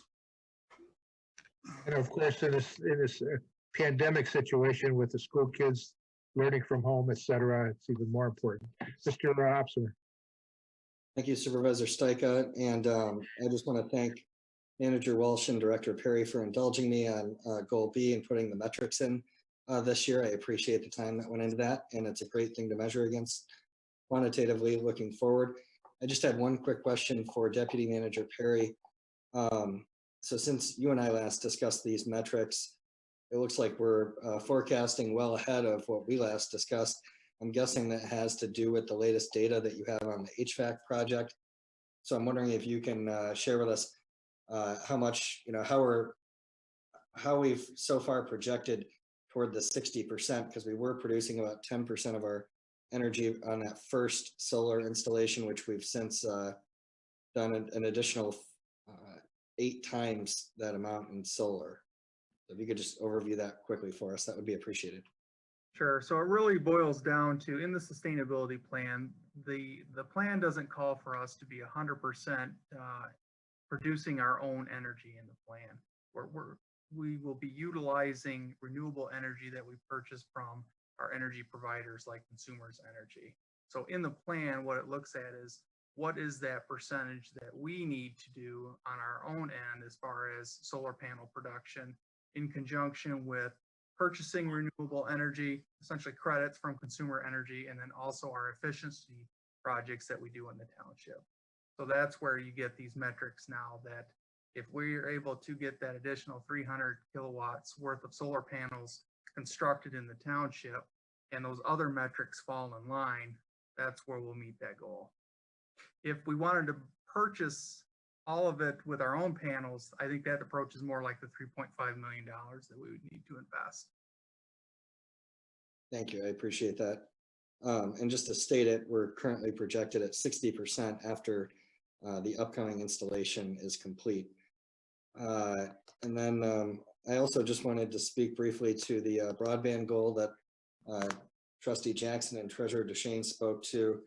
When you crunch numbers, even regardless of rates going up or not, when you look at what the average home is paying for broadband annually, it's anywhere from $900 to $1,000. So if you were to take a home worth $200,000 in the township, that would be like levying 9 to 10 mills on them, which is the total number of mills essentially that we levy in the township. So I just want to put that in perspective to millage rates, which I always like to do. And I've always found cable and broadcast providers to be a great contrast. So as we look at this, I mean, we could literally reduce rates for everyone, even if you're living in a $4 million home in White Hills Lakes, we could reduce cost. There has to be a way, given the fact that we're able to do, roads for 2 mills, and we're effectively paying 9 to 10 mills for broadband right now based on the market rates. So just something to put that in perspective, and thank you everyone for all the work that went into the goals. Excellent points. Anyone else? Then we're ready to adopt these goals. Clerk? Trustee Opser, Yes. Trustee Sumlin, Yes. Supervisor Stika, Yes. Paragraph 3 votes yes. Treasurer DeShane, Yes. Trustee Jackson, Yes. motion carries 6-0. Great, thank you very much. Now move on to the Township Manager's Performance Review.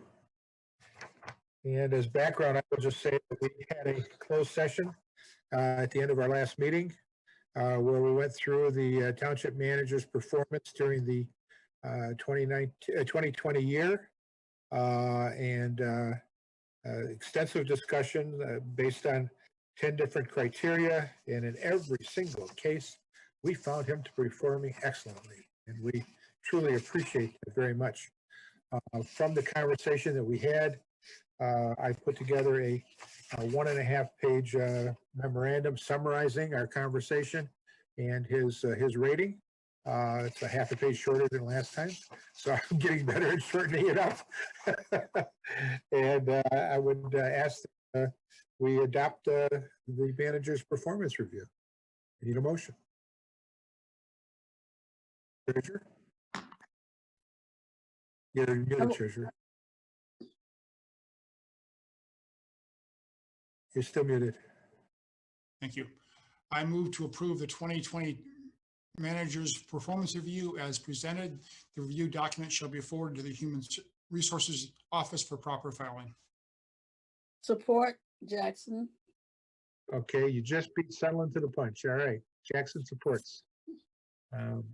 Any further discussion, or anyone have any other suggestions, any comments they want to make? Treasurer. While your comments were shorter than last year, our praise and appreciation for the work of the township manager was not shorter than last year. We again pointed out the many ways he has served this township very well, and how much we appreciate the good work and the long hours he puts in for the township, particularly this past year, having to shut down town hall, open it back up, shut it back down again, partially open it back up. It's just one example of his amazing and undying work he does for the residents of our Meridian Township. We are very well served by township manager.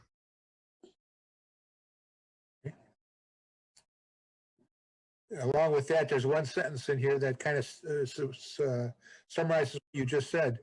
It's that the COVID-19 pandemic created many unique challenges to which Mr. Walsh quickly and effectively responded. And I find that very, very solid performance for our citizens. Trustee Opsimer. Thank you, Supervisor Stika. I would echo Treasurer DeShane's comments. And I would also just like to say that, you know, when we're doing our goal setting and when we're reviewing our goals and the progress of the M team and all of our departments and staff within them, you know, Frank often compares the progress that we've made quantitatively and qualitatively to other communities, because that's really the benchmark in our peers. When you look at the goals that we have accumulated, you know, they stand up and rank better than any other community throughout the region. And it's a credit to Frank and the team that he's put in place with the M team and everybody in the township from the board on down our staff. And so I just, I thank him for all the time and energy that he puts into his job. And Frank is truly among the best, if not the best, in his profession in the state of Michigan. Thank you. Excellent comments. Anyone else want to add? All right, we're going to have a vote. Trustee Sunland, Yes. Supervisor Stika, Yes. Clerk Guthrie votes yes. Treasurer DeShane, Yes. Trustee Jackson, Yes. and Trustee Opsimer. Yes. Motion carries 6-0. Thank you very much. Mr. Walsh, you have anything you want to say? Yeah, I know it's a long agenda, but I would like to say a few words. And, you know, I don't think I've ever quoted Bo Schembechler before, but I will tonight. The team, you know, I get to work with a supervisor who has 40 years experience as an attorney general and 30 years of public service. A clerk who I have an excellent professional relationship with, and she built our communications department. A treasurer who does great things with the Kiwanis and Okemos and does so many things in the community. Trustee Opsimer and Wazinski and Jackson, who are just doing great work with diversity and equity inclusion. And what an important thing in our community. And Trustee Sunland for her work with our HR. And I often use her for our searches that we do because of her HR experience at the state. Director Kieselbach and Planner Metzer, the ability that they have to work with the developers, and you know, it's not always yes. They have that ability to tell people no and have them smile and walk away. To Chief Plaga and Chief Hamill for their excellent leadership in the public safety. You know, we have the finest public safety services, and that's what people pay their taxes for. And we have two of the best people leading that in the state. To Director Maisner, you know, take a look at our park system, our trail system, the marketplace. Today, we announced a grant and award in our DEER program being successful with the Parks Commission. They do great work. And Miriam with the budgets and auditing. And I'll tell you what, there's someone who watches every dime. And to Director Givas, the loyalty and dedication, the hometown person. I mean, he keeps our IT department flowing. And to Mr. Perry, you know, we worked in St. Joe together. We're working together here, and it's just the best relationship in the state. To Assessor Lee, East Lansing hired a great assessor. We couldn't have a better one. To Director Tehoff, Abby is just outstanding. She brings such positivity to our organization, and we're better because she's here. And to Director Clark, Amber brings energy and brilliance to our organization. We have gotten much better with the addition of these two women in our organization. To Manager Yates, to Brandy, who manages our communications department. Excellent leadership. She's picked right off. And of course, under the tutelage of Director Guthrie, who led that department. And to Michelle Prince, my administrative assistant, who keeps me organized. And she's just a great partner to have in this business. I'm very fortunate. And tonight's reflection, I really appreciate the kindness very much. And it's really a reflection of the entire team, because without them, tonight doesn't happen. So thank you very much. Thank you, and you deserve everything we said positive about you. Appreciate you very much. Okay, we're ready to move on to the Township Manager Employment Agreement. You know, there's an old saying, you can't have one without the other. Well, we've done the review, and the man rated very highly, and now he's here with his request that we update his contract. They're rather small requests, and I'm probably, because they're not highlighted in my version, going to miss some of them, but it's a very modest salary increase. I think it's 2%. Is that right, Mr. Walsh? Yeah, he's shaking his head yes. And a few other things that are related to that, such as some additional days that he can save up from vacation. Is that right? And some additional, if he retires, when he retires, he can get paid or get money towards his health care, expanding the number of days that he can work on his other projects, which are never have conflicted with his work here, and that is helping other communities find outstanding managers, taking that from 6 to 10. Is 10 enough, Mr. Walsh? Yes. Yes. And did I miss something? Was there something else that you've asked for a change on? It's a 1 year extension, 2% increase, vacation from 50 cash out to 60, and a 6% HSA payment upon retirement. Those are the changes. Yep. Very well deserved, very modest in my opinion, but I'm only one of the 7 board members. Would someone like to make a motion with regard to the contract? Mr. Opsimer. I move to approve extending the township manager's contract as presented this evening. Okay. Mr. Second? I support that, Jackson. Okay, Jackson and Sunland fought it out again. This time Sunland. Okay.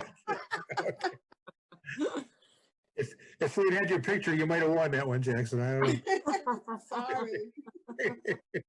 Okay. Discussion. To be clear, that was seconded by Sunland. Was that correct? Yes. Okay, thank you. Treasurer and then Mr. Opsimer. First of all, regarding the 2% salary, I appreciate your modesty, manager, but you're going to make it really difficult someday, hopefully a long time from now when you leave, because we know that we're paying you significantly less than comparable township managers are making.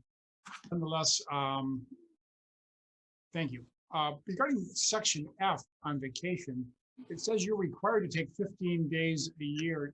Is that self-reporting, or does someone keep track of that? Because I think I've counted about maybe 5 or 6 days you've taken off this year. Yeah, actually, I have to report like any other employee. Everything gets reported to HR. And it was somewhere between 17 and 19 days. I was able to get to Florida twice before the pandemic hit. But thank you. Okay, Mr. Opsimer, you were next. Yes. Give me just a minute.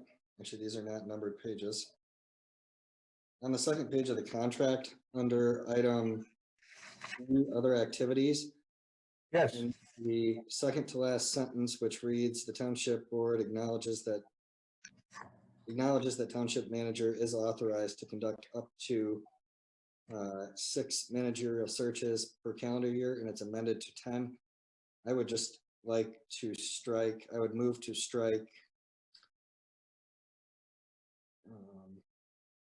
up to 10. You want to make it unlimited, in other words? Yes, but still require that the supervisor, or that the manager inform the supervisor. Sure. All right. Are you doing it as a motion or for just for discussion first? It is a motion, so I'm looking for a second. It's a motion to amend, supported by treasurer. Okay. You want to explain yourself, Mr. Esper?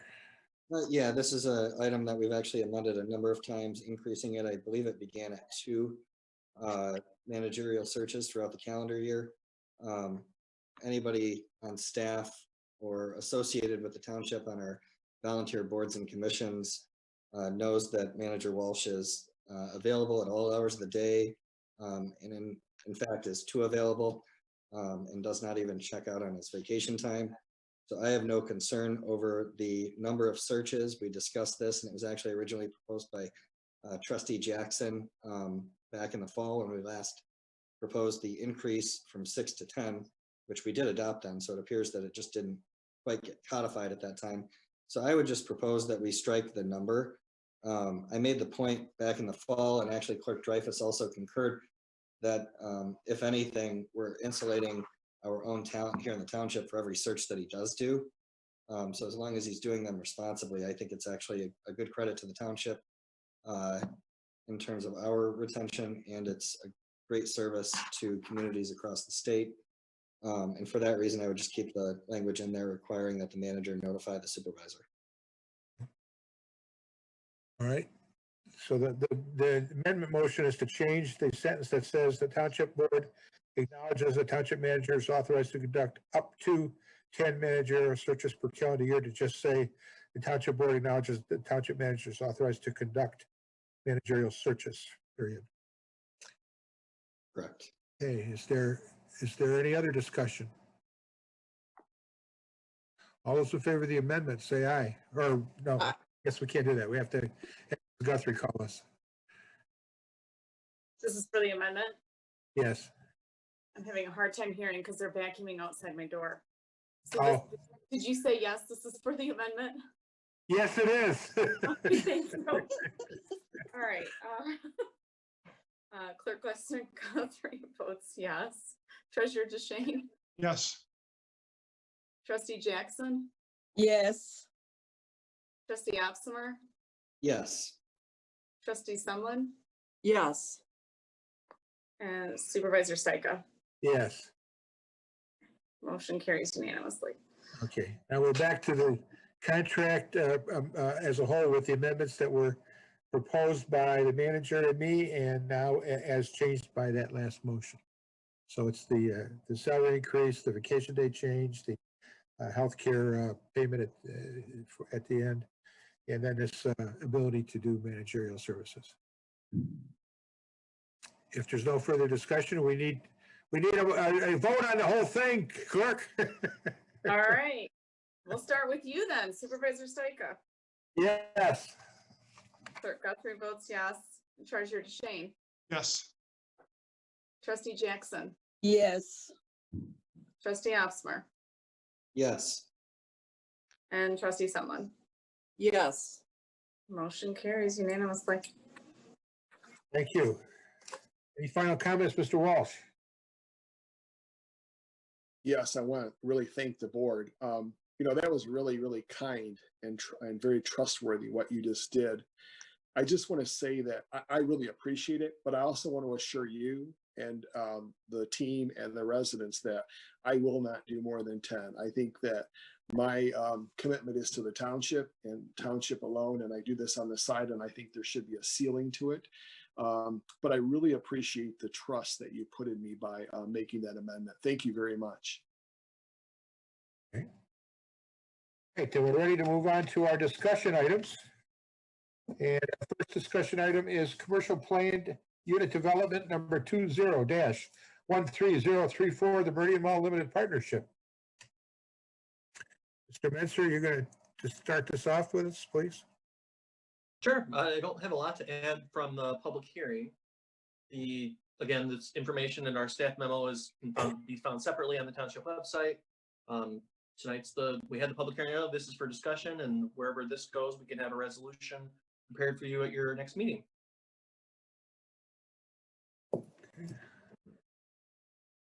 Board members, time to discuss.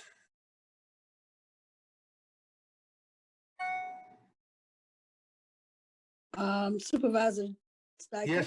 Yes, Trustee Jackson. I think I missed the public hearing on this subject. And I had really at least one question. I wanted to know if the issue of the pass-through drive lane was discussed during the public hearing, or if anything has changed about that being a waiver possibility. No, the public hearing was basically a little summary of what the proposal is. There was one citizen who was concerned, but other than that, there's no other changes. So go ahead and discuss what you need to.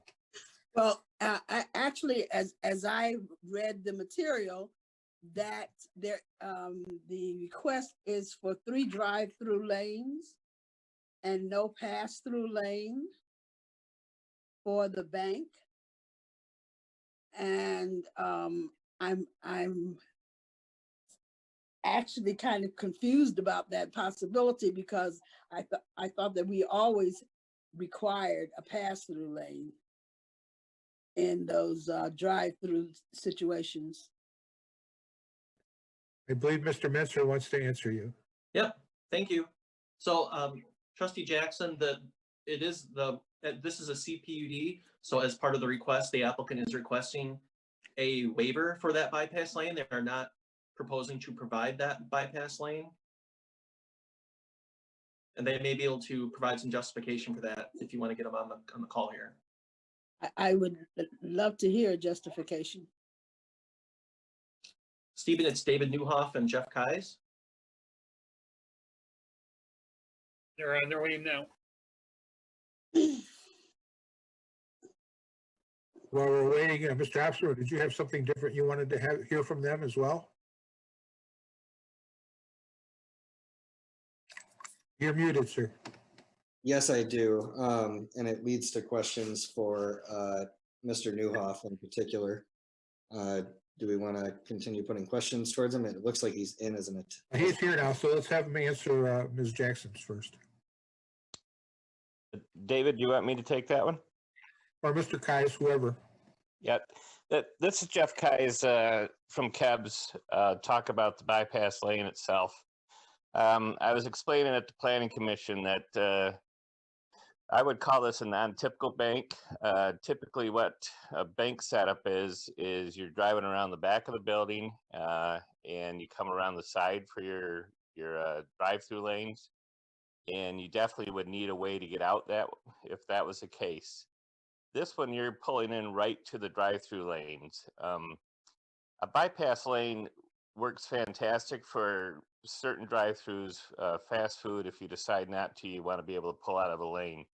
When you have multiple lanes on a bank, the only lane that would benefit would be the outside lane.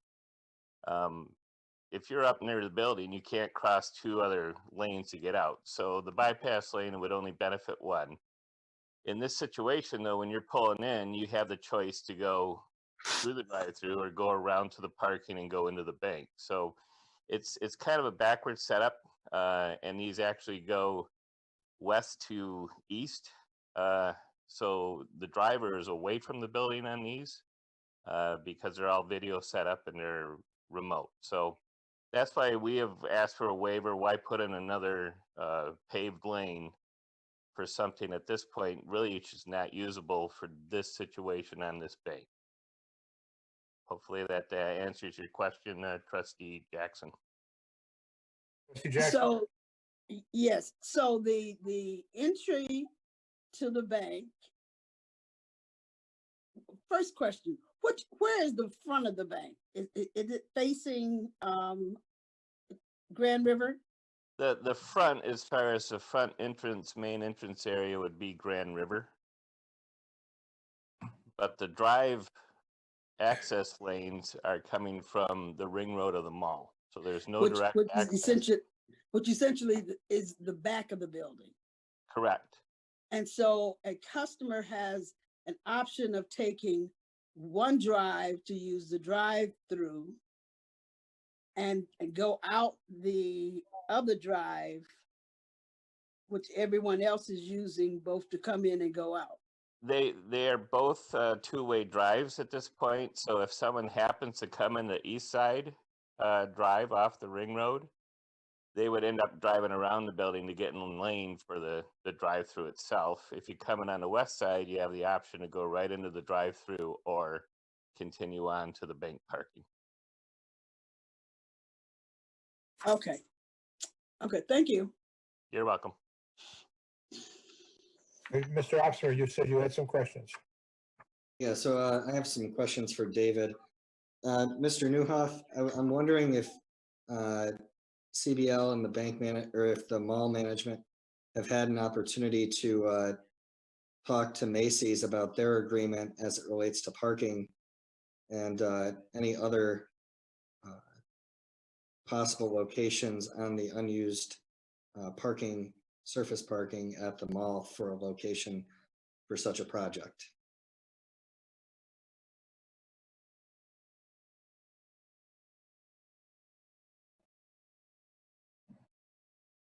And you are muted in case you're.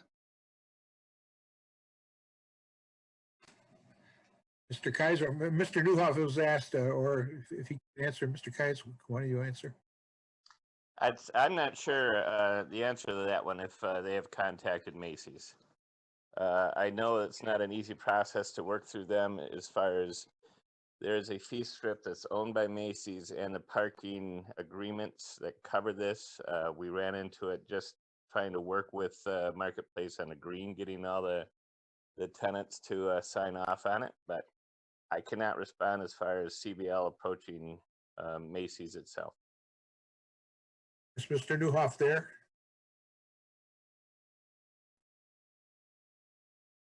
Okay. While we wait on Mr. Newhoff, I'm just going to share my thoughts on the project overall. My number one concern is the limited green space that we have left in the green belt on the corner.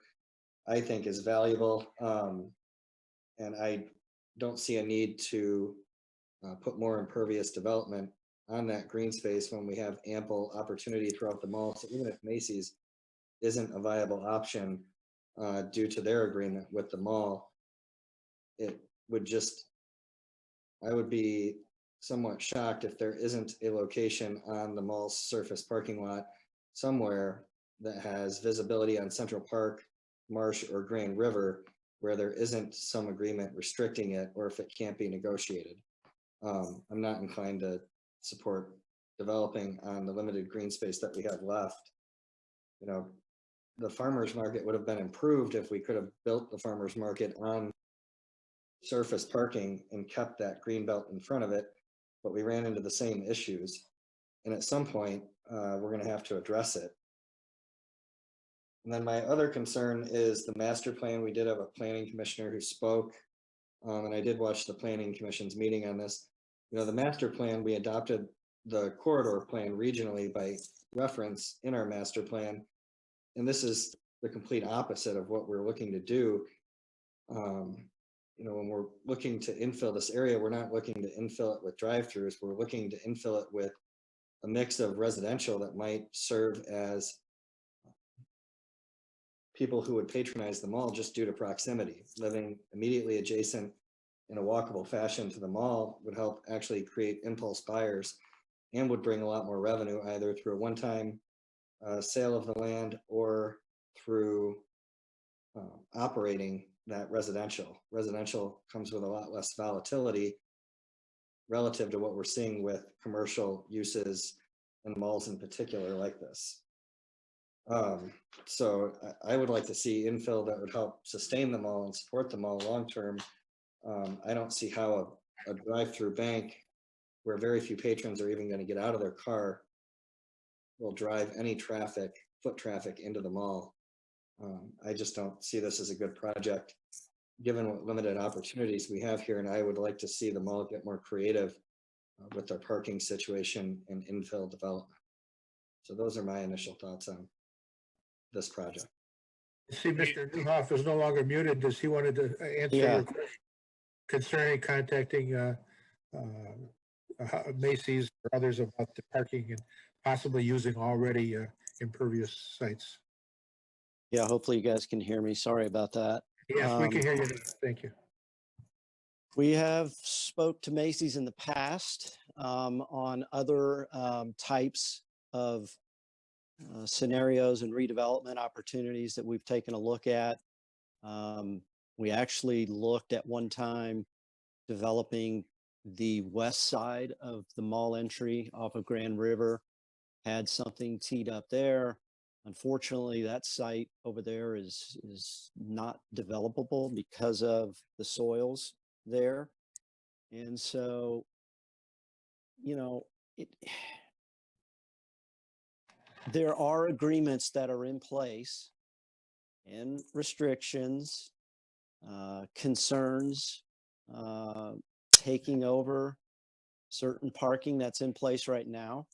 If you put it in there, it also would restrict you from potentially looking at redevelopment opportunities in the whole going forward with the rest of the mall. We are, like I said, in the Planning Commission meeting, we have been looking at different scenarios and uses to bring into the mall to redevelop it. We think there will be a good opportunity to do that in the future. Putting the bank on the front of the parcel on Grand River is a very, you know, I think very, Grand River has a lot of activity on it. It's visible. It's pretty minimal impactful with the footprint that it's putting on. It's less than 1.5 acres, I think. I just think we are trying to do what we can to bring in new uses, to bring in commerce that will continue to be sustainable. I think it's a good fit for it. We will continue to look at development opportunities within the mall itself. And there will be additional times that I'm sure we're going to have to go to these other anchors that have rights and negotiate those as we go forward. We just felt like in the immediate opportunity that was in front of us, it seemed like it fit the other opportunities along Grand River and the other commerce that was going forward. It's very difficult to work through the rights that some of these anchor stores have. And sometimes it doesn't just, it's not a negotiation specific to this site. Sometimes it can get broader with other properties that we have in play with them. So it may seem like it's unused, that the parking, it would fit great there. It's a little bit further off of Grand River. You don't get the same fact of visibility like the rest of the buildings along Grand River get. And so we felt this was amenable, and we felt it was within the corridor itself with what else is happening, that's why we're requesting this today. So Mr. Newhoff, did you have a meeting with Macy's? We have talked to them in the past, yes. But not on this site. Based on the previous discussions we've had before, we kind of knew what the answer was going to be. Okay. Just to the other point about visibility for banks, the patrons who bank with that location are going to know where the location is, even if it's set back on the corner of that greenbelt. I know where every Case and MSU FCU branch location is in the region because I do all my banking with those institutions. Mm-hmm. So it's not like banks rely on impulse traffic going by on Grand River. So I would like to see you have that conversation. I'll turn it over to the rest of the board and at least inquire about the possibility, not only in front of Macy's, but other locations on surface parking around the mall. Thank you. The Treasurer DeShane.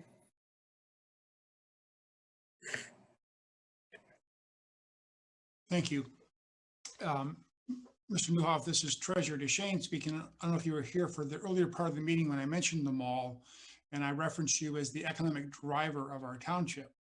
And you have been that since you were built in the 60s and 70s, and you remain that. So this township board, certainly this treasurer, respect how important you are to our economic development and future.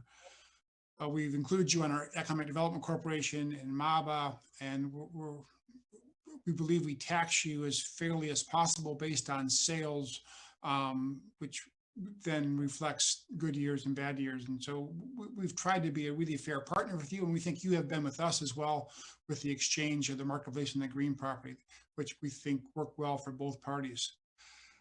I'm not in favor of this proposal either. I think by selling off this outlot, you're like a software company selling off its products, and eventually you're going to run out of products to sell off. You'll get cash now, but what you're trading off is this green space that makes the mall an attractive property. If you go to nice malls, you know this far better than we do, owning 100+ malls. The nicest malls sit amidst a sea of green. 12 Oaks Mall, Somerset Mall here in Michigan. You drive into those properties and you just feel like you're in a luxury resort, not in a mall parking lot. If I could share the screen here, Stephen. Mr. Gavies? I think I have the right. Be able to share the screen, sir. Thank you. And you can see here this spot. This is off your packet in front of Grand River, and you look back and 90% behind it is this sea of parking that Trustee Opsimer is talking about.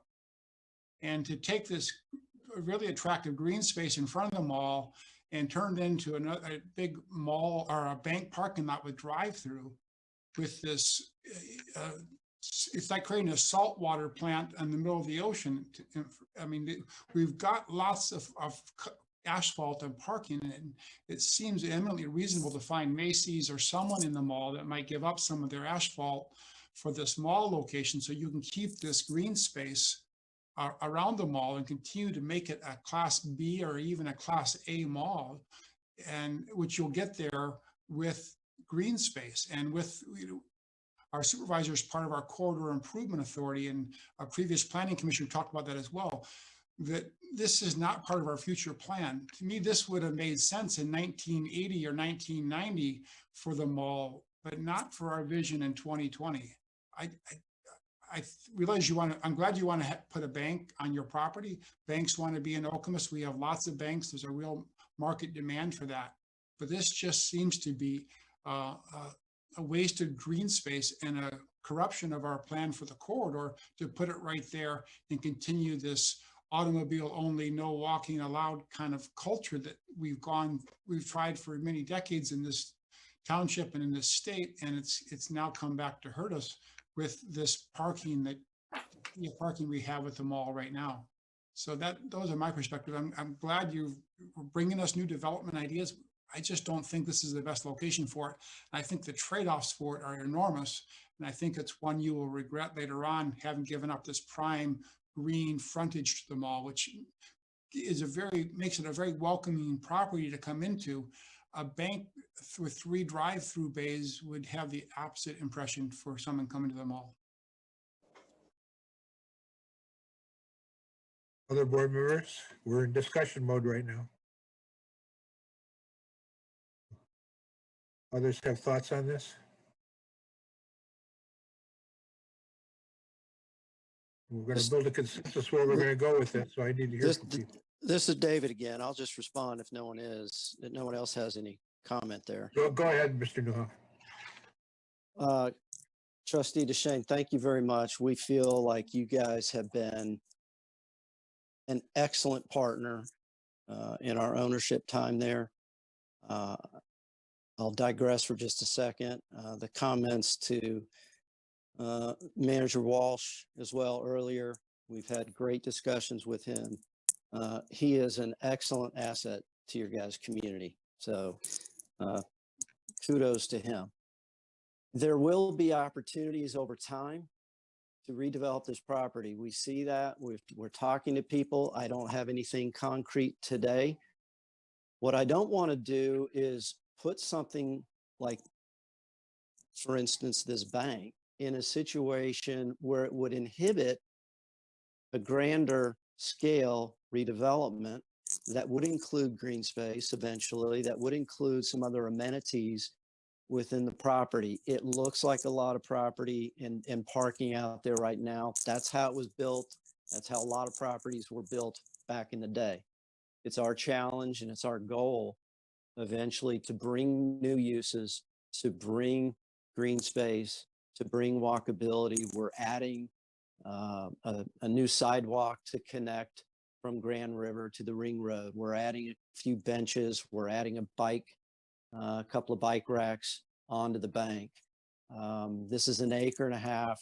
We just don't see that is that impactful on the front, yet it still leaves us flexibility to deal with potentially bigger redevelopment opportunities within the mall space.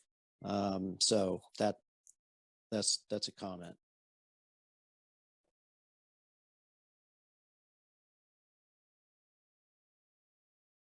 Board members? It's our discussion time. We have to figure out where we're going with this. So far, I've had 2 negative comments. Is anyone going to speak on the other side here?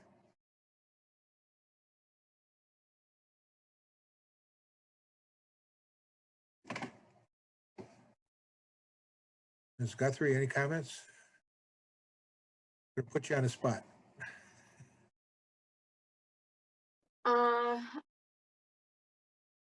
I've actually seen quite a few malls that have the surrounding inner mall property on the outside of the mall surrounding it. They have, and I think 12 Oaks Mall is one of them, where they have several restaurants surrounding the mall. Even 12 Oaks has a hotel with a fantastic restaurant located at that hotel, and it attracts tons of people for meetings. And in my mind, I've always wondered why Meridian Mall has never had that. And in part, I think it's due to the impervious surface issues, because there's a lot of pavement at that mall, more pavement than I see in most malls. And so I think that speaks to Dan's point about the impervious surface, because I too have that concern, and the green space, losing the green space, because if there was a way to work with Macy's or some of the other tenants, you know, I want to see them all thrive just as much as the next person. But a bank right there, I'm not so sure. Ms. Sunland, any comments? Oh, not at this time. I'm busy listening. Thank you. Okay. Ms. Jackson? I would just add that I too am concerned about the limited green space around this mall, and that this particular proposal just limits it even more. Even though I think the numbers on the plans, there's a slight decrease in the amount of percentage of impervious coverage, and I don't quite understand how that happened. But I certainly would be more favorable to a plan that both reduced some of the impervious parking around the mall at some place, and an increase in and even an increase in green space if that could happen. And so, you know, I'm not highly enthusiastic about this proposal because of that kind of impact and exchange and for pervious versus impervious. Mr. Opsmer, your hand is up. Yeah, and I just want to answer Trustee Jackson's question, because I had the same question. I happened to watch the Planning Commission meeting, and it occurred to me that when we did the land transfer, I didn't do all the math on the acreage swap, and we actually gave them enough acreage to compensate this bank, in effect, when we did the land swap. So that's why their impervious coverage would actually slightly improve, but technically it's still reducing it from today's current status. So it depends on how you look at the numbers. They're still proposing to build, you know, essentially a 1.5 acre bank, regardless of how you look at it. But we gave them some extra land in that land transfer because they were right up against their pervious to impervious, I think 70-30 in this case, threshold. So that's why that's explained. And I don't fault the bank entirely for the parking situation, because our parking schedule, when it was built, required them to have these spots within a minimum and a maximum range. And that was the nature of it. I would guess that Macy's doesn't enjoy this much parking at many of their other locations. Same with the other anchor stores, which have obviously changed tenants, but you know, anchor stores at malls typically don't enjoy this much parking per 1,000 square feet, or whichever metric you want to use to compare apples to apples. But you know, above all, I also want to echo Treasurer DeShane's comments on supporting the mall. You know, I would like to see residential, and typically our residents are opposed to, you know, turning commercial areas that everyone enjoys in the township into residential. But in this case, with the economic factors, you need people living adjacent to become impulse buyers. You have to put more demand into the commercial. And obviously right now we're in unique times with the COVID pandemic, but ultimately you need people living in proximity to the mall to create more impulse buyers. If you live next to it, maybe you'll choose differently between shopping on Amazon and just walking out your front door and, you know, 100 feet across the parking lot to get to the mall. And you would create a lot of impulse buyers in the wintertime who would go in just to get exercise and walk around the mall during, you know, the fall and winter weather. So just some thoughts. And I want the mall to be successful. But for the life of me, I'm having the most difficult time understanding how a bank does anything to help the economic viability other than the one-time infusion from the sale. Thank you.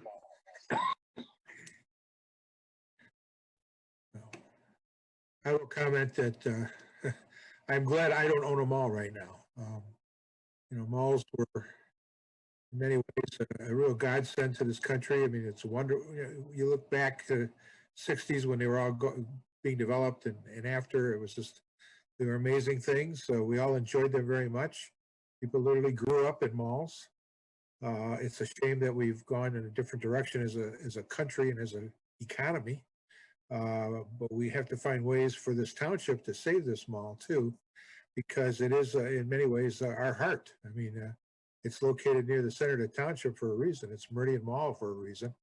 Our economy, in terms of our tax base and everything else, revolves around this mall to a great extent, and we do truly appreciate it. And I think Mr. Newhoff knows that. I was a little dismayed by this. In fact, as a member of the Corridor Improvement Authority, I did not vote in favor of their letter. I abstained from it on the excuse that I was going to have to be deciding here. Their letter that endorsed the project, they endorsed it for the reasons that they're worried about saving them all, quite frankly. And although they had a discussion about green space, that outweighed any of that discussion in their minds. And so that's why the Corridor Improvement Authority sent a letter endorsing the project to the Planning Commission as part of this process. At this point, I have very tough mixed emotions. I want to say yes because I want to do things that are going to help them all. But I also am very strong on the idea that we have an awful lot of parking there that we forced on Macy's and the mall and everyone else back in the old days that isn't really needed anymore. I mean, even at Christmas boom or if there was we couldn't have one this year, but a true Black Friday, you're still not going to fill all these spots the way you used to long ago. It's just the nature of with Amazon and everything else being out there. So I have mixed feelings. I would like to see this be green, but I don't want to hurt the chances of the mall going on. On the other hand, I fully endorse many of the things that I heard from Trustee Opsimer and Treasurer DeShane. I can't really give my opinion right now. I need to ponder it a little more. Any other board members want to talk about this? I don't know that we have a solution at this point. I don't think we have an answer. Does this come back for further discussion? How does this come back? Mr. DeShane? Nope, you're muted still. Phil. Thank you.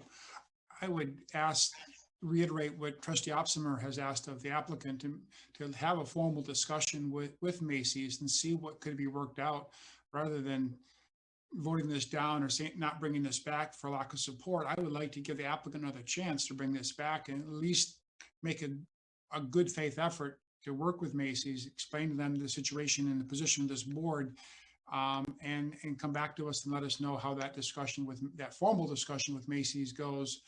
I've got to believe that just as the marketplace in the green can benefit the south side of the mall, a bank in the existing Macy's parking lot area could benefit the north. Excuse me, I've got my north and south side backed up. This would be the south side. That this bank could benefit the south side, just as the marketplace will benefit the north side. So I would ask the applicant to at least have that discussion and come back to this board. And if you get an absolute no way, get out of here answer from Macy's, we'll at least share that with the board. But we would ask of you at least to try and work something out with Macy's. It's really a double discussion though, because they also have to talk to the potential bank as tenant as to where, because they may not, as I think was alluded to with Mr. Newhoff earlier, they may want to be right there on the street where they're seen.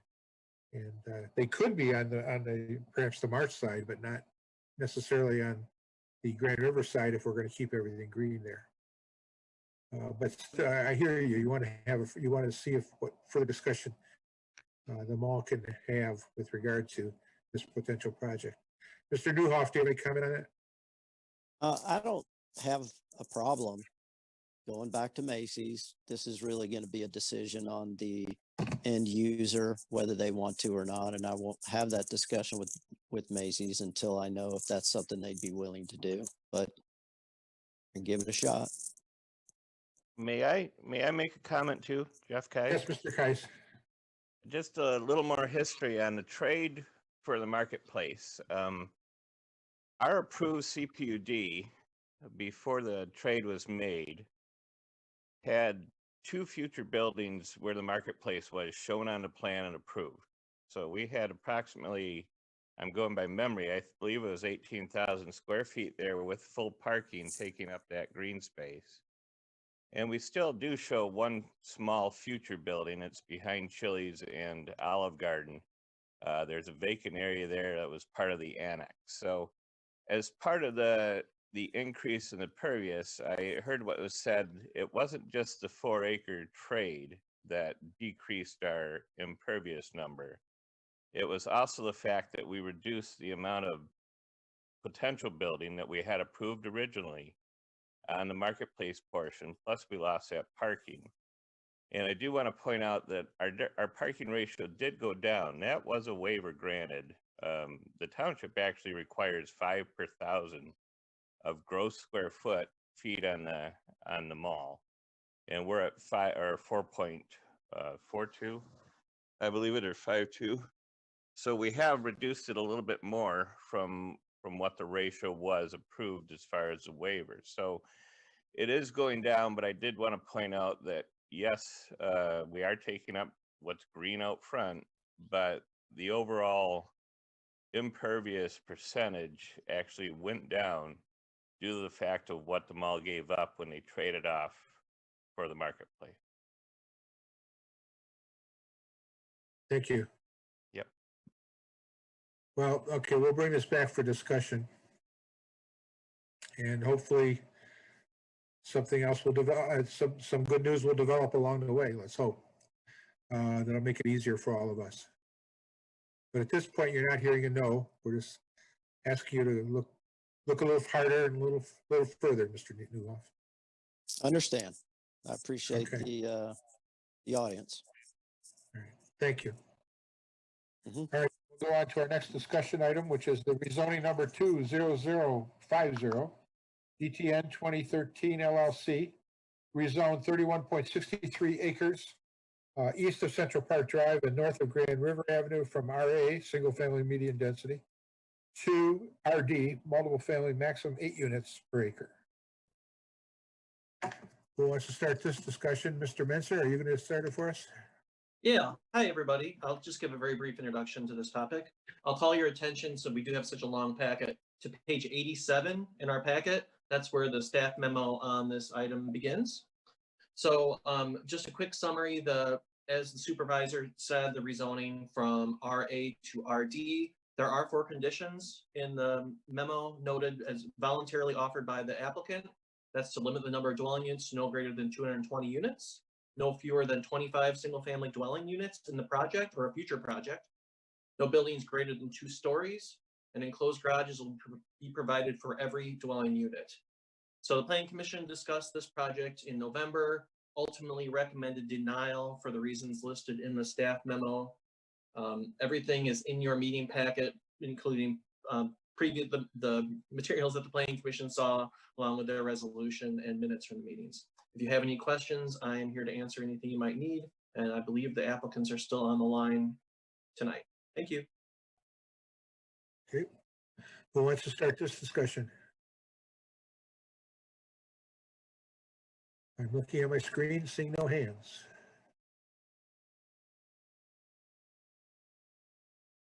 Ms. Jackson, I can't see your hand. Is it up?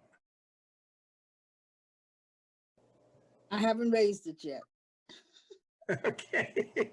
I tried to trick you there unsuccessfully. Trustee Opsimer.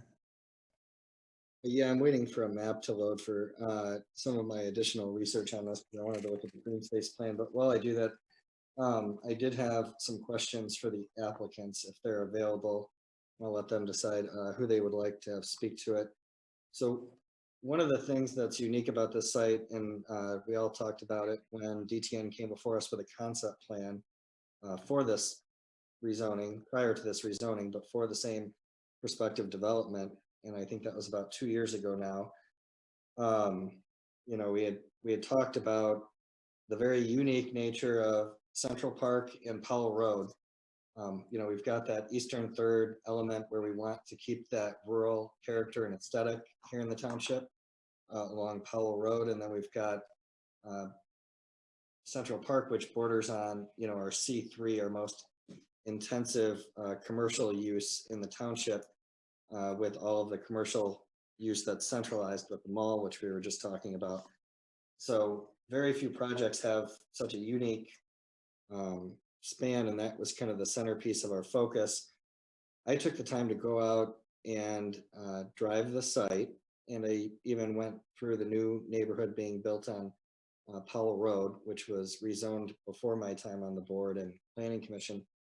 And one thing that stuck out to me, you know, when you're on Powell Road, to the northern section closer to Tyhart Road, you know, the tree canopies consume the street, and it really has that natural beauty road feel, which Van Atta and Cornell are designated natural beauty roads. I believe they're the final 2 in Ingham County, but this road really has that feel, but on the southern portion, it doesn't.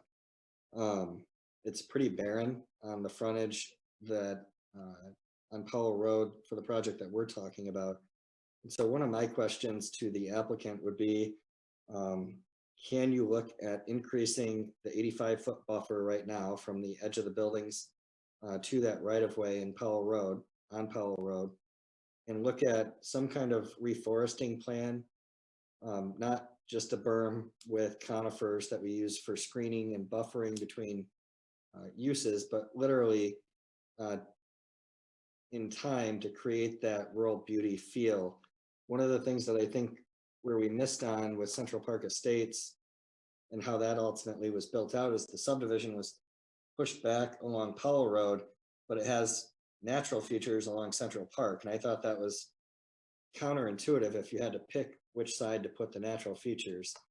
You know, they really should be on the Powell Road side of things. And so I'd like to learn from that. And I'm just wondering if someone with DTN can speak to if that would be something that would be doable ultimately in this project to manage those aesthetics.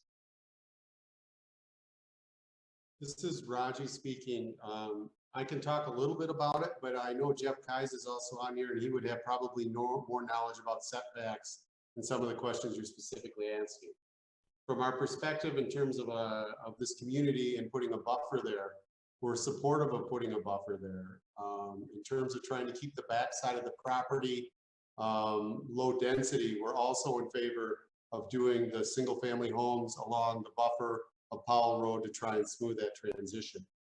In regard to, from an economic standpoint, for this project to be successful and to be something like what we're doing out at the quarry, out in DeWitt or Aspen Lakes in Holt, we need to be north of about 200 apartment homes or homes, rental homes. And what we're trying to do with this property is we're trying to put single family homes, townhomes, and what I would call flat condos, all within this area here to try and get to that 200 units, still giving that lower density. Due to the size of the wetland, it's a little tight and would have to defer a little bit to it. But we did try and do some site plans to look at doing this. And it does push a little bit up against the wetland as we try and do this. And there may be some additional things that may be required to give that buffer, but it's not from a standpoint that we're not opposed to doing that buffer. Maybe Jeff could speak to it better if he's here. This is Jeff Kais again. First off, the setback, the required setback would be from the center line, the 85 feet. So there's 33 feet of right-of-way existing right now. The road department's going to require us to bump that to 50, possibly 45, but 50. So, you know, originally you could put a building up to 35 feet from, or actually 85. I had to say it. Well, it'd be 52 feet from the right-of-way. What we looked at with potentially with our new layout is creating a 100-foot setback from the center line. So I believe we can definitely get at least 50 feet, which would be a buffer. As far as plantings, I'm not a landscape architect. I understand the concept of not running pine trees, conifers up through there, but we would defer to a landscape architect. But I believe that there's definitely a possibility with 50 feet to do some type of reforestation or something with deciduous trees in there. So Mr. Kaiser, clarification on that. So when you say the example of the possible 100-foot buffer from the center lane, you said it leaves you 50 feet from the edge of the road? From the right-of-way itself. And you know, we're going to have a hard time putting trees in the right-of-way. But your setbacks. We managed to save them before with the county. So I don't know, maybe we could get them. We can definitely approach them and work with it. But your center line, your setbacks for front yard are from the street center lines unless they're in a platted subdivision. So that 85 feet is from the actual section line, center line of that road. Okay. Yeah, that's helpful. And I hadn't thought of the ongoing issues that we face with the county, but we've been successful on Cornell Road, not with planning, but with preserving and other projects throughout the township. But that's a good point. 50 feet gives us a lot of room to play with. Yes. Yeah. But really to get that natural beauty road aesthetic feel, you have to, go pretty tight up to the road, which that would have to be a different discussion with the county. Raji, I'm curious, with the other developments that you've done like this, how many K-12 how many families with K-12 pupils do you find typically move in? Obviously with Proposal A in 1994, one of the issues that we face is our state funding for K-12 education is predicated on the number of pupils in the school system. And so if it stagnates or reduces, we end up having to close elementary schools like Wardcliff. And you're in the Okemos School District, which Wardcliff is in. So I'm just curious what kind of dynamics you see with your tenants and K-12 pupils. You got it. Let's see if I can help answer that the best I can here. Basically, when we build these types of mixed use communities where you have these types of housing types, we usually attract, like I was saying earlier, a wide variety of groups. Some of them range from empty nesters all the way down to young professionals, family and single parent households, or people in transition are typically the type of people that are living there. Their median incomes are in the neighborhood of about $8,000 a month.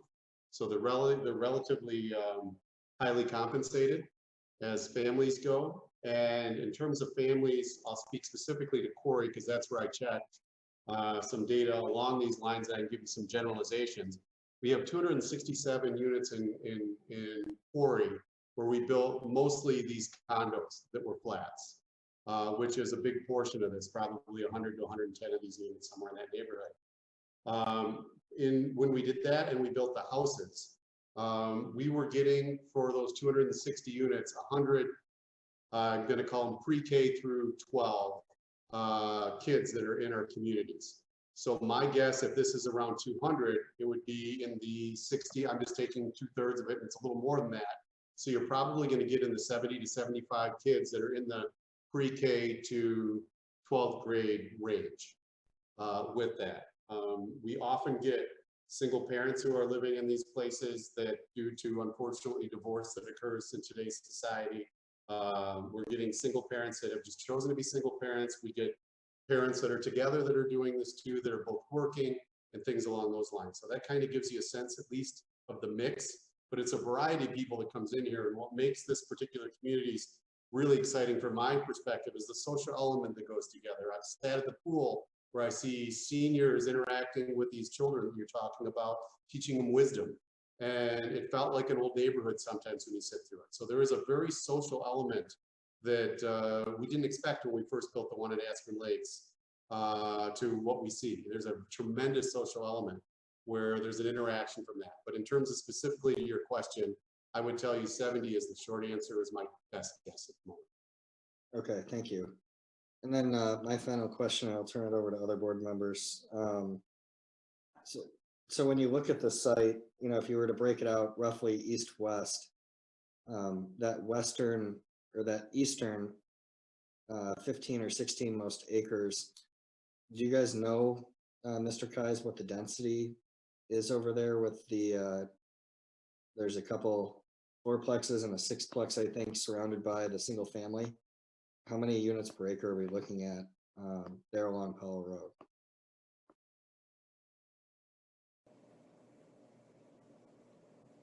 That's a good question.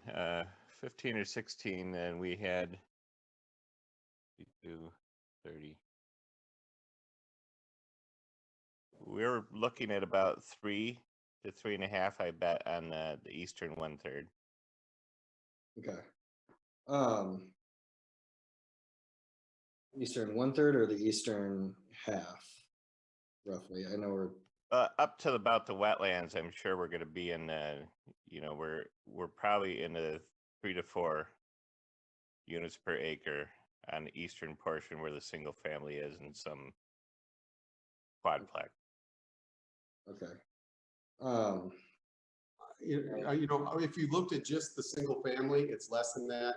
But because we had some on the proposed site plan with 6 and 4plexes, that's what added to it to make it 3 or 4. But the gist of it is we were trying to lower the density all along Powell Road to be more consistent with it, with that single family element. I don't know if that helps answer that question. It does. So in addition, from my perspective with this rezoning, you know, and that unique characteristic of Central Park Road frontage and Powell Road frontage, you know, I would like to see the density come down more, even if that's shifting density towards the western portion of the site. Because when we look at the rezoning that occurred on the other side of Powell Road, it was a limitation of 1 unit per acre. A project like this is not going to meet that threshold ever.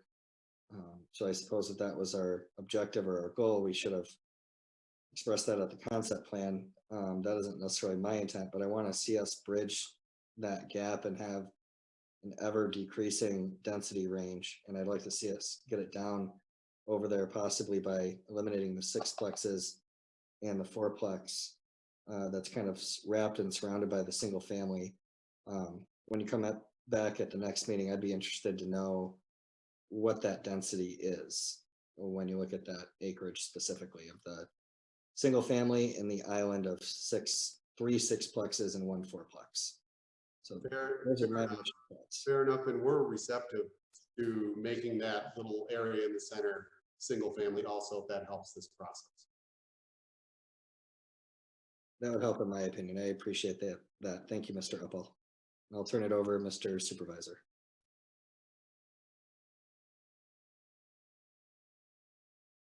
Excuse me, Treasurer DeShane. Thank you.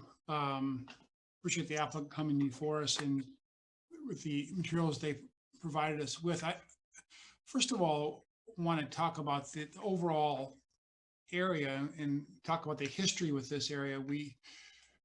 I'm glad Director Kieselbach is there. Just for those who may have just moved to the township, if you would bring the people up to speed as to what's happened here to this area to the south of the La Fontaine property that was formerly wooded.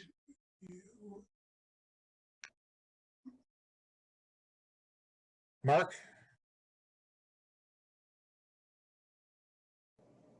La Fontaine chose at this point they're not going to move ahead with the dealership. The dealership, though, was granted a special use permit. Special use permits are valid for a period of 2 years. So the SUP or the special use permit goes with the property. So it could be developed with another dealership subject to those conditions that were placed on it.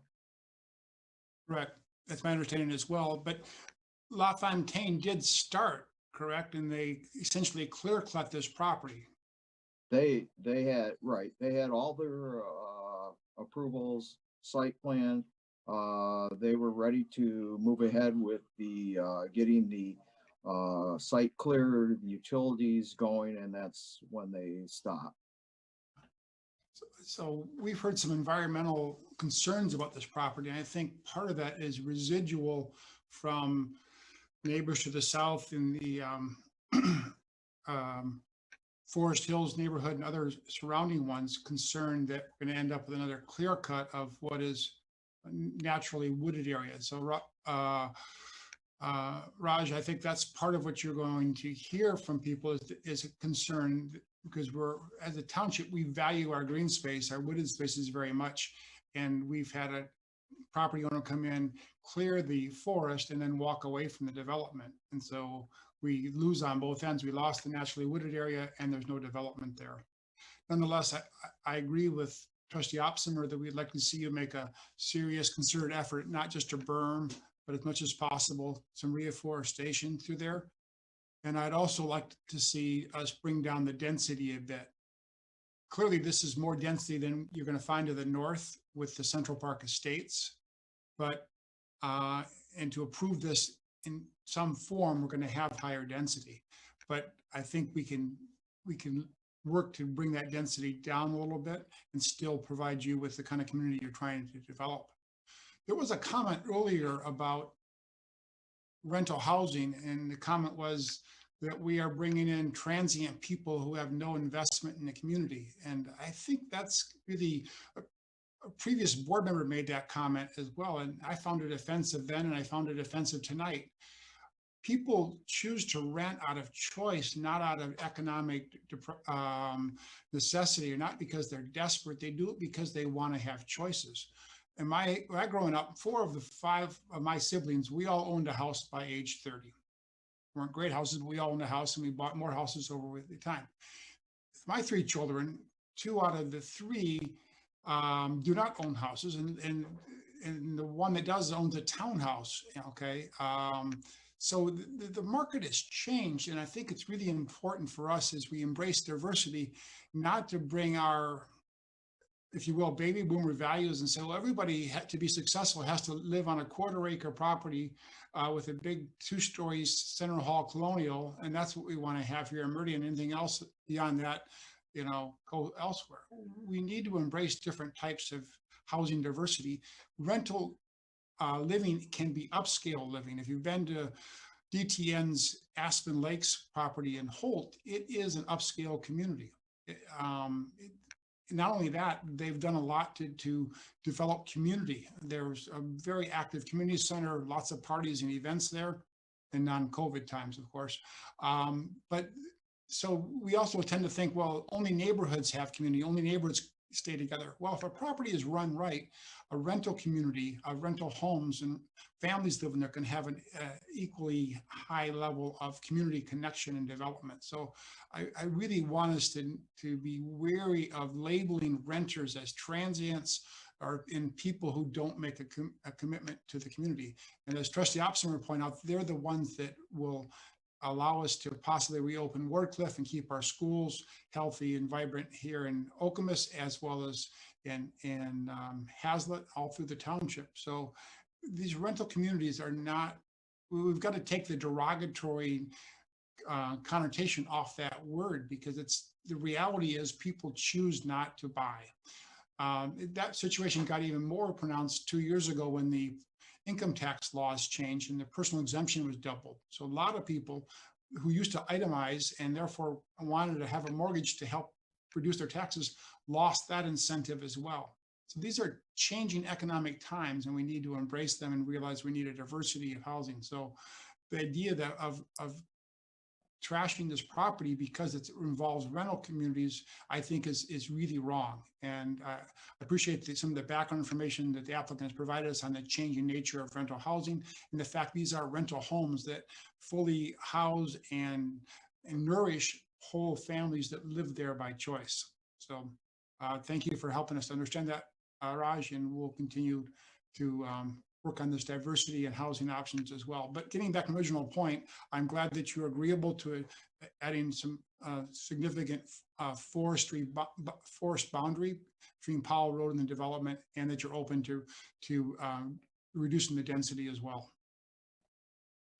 A couple of supervisors had comments, and I know there's a lot of controversy about this, but this is a rezoning, not an actual plan. Now, what we're looking at is just some things on paper that could go away tomorrow. The zoning, once we change it, is changed.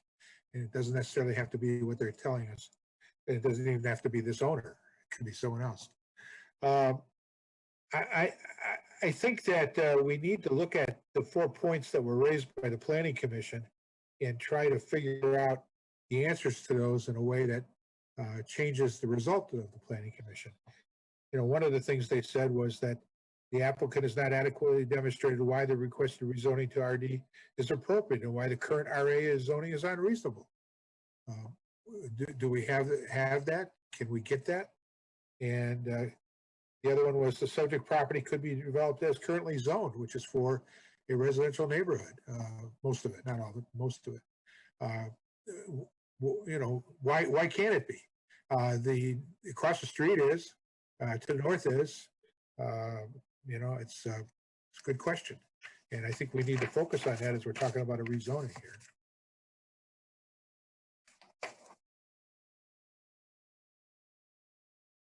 Any board members want to comment other than somebody who's spoken already?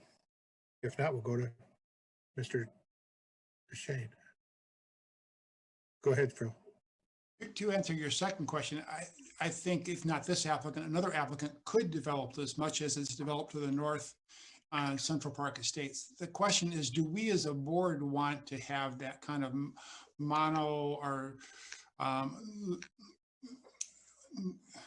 lack of diverse housing options, or do we want to open up this township to provide high quality, high-end rental housing as well as single family traditional housing? And the applicant has given us that option. So it would, rather than to turn that argument on its head, rather than being a detriment to it because it's not the same as the surrounding areas, it does provide some diversity in housing, which in many ways is lacking in much of the township. Supervisor Steiger? Yes, Ms. Jackson. Yes. On the first pass, from my perspective, I'm actually intrigued by the possibility of mixed housing types on a site. But I am fundamentally opposed to the idea of rezoning this property from single family RA single family to RD, which is holds the potential of 16 units per acre to get this diversity of housing. I am not sure whether there is another way to provide the mixed housing types without the level of density that is being proposed in this particular project. To go from single family to 16 units per acre is a huge jump, and it's here a jump proposed not because of changing conditions around the property or in the area. I'm not sure why that kind of density is being proposed in this situation.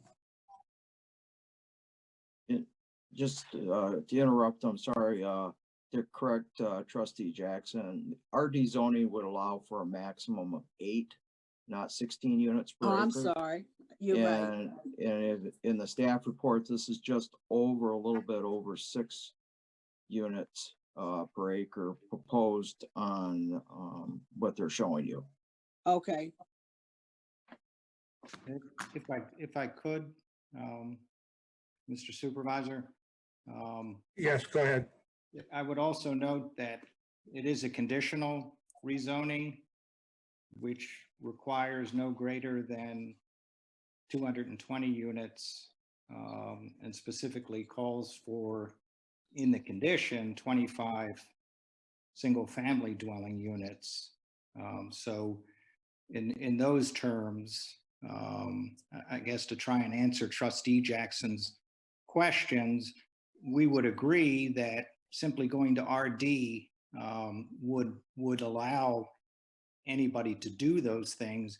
That's why we presented it as a conditional zoning, to put those limits into it when you adopt, if you were to adopt it, and try and pin that down as much as possible so that you wouldn't be able to do something like simply hand it off to an apartment developer who could come in and say, I'm entitled to 8 units per acre or something like that.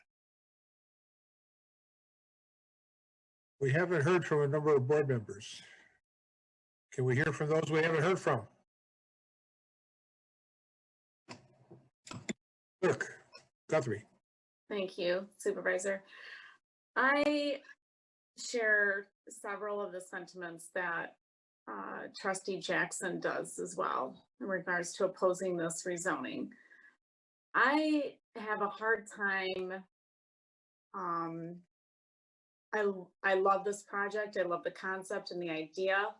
I'm not in love with the location of it. I would love to know what our current housing stock is, what our rental stock is, what the need is to have rental property in Meridian Township. I love this type of rental.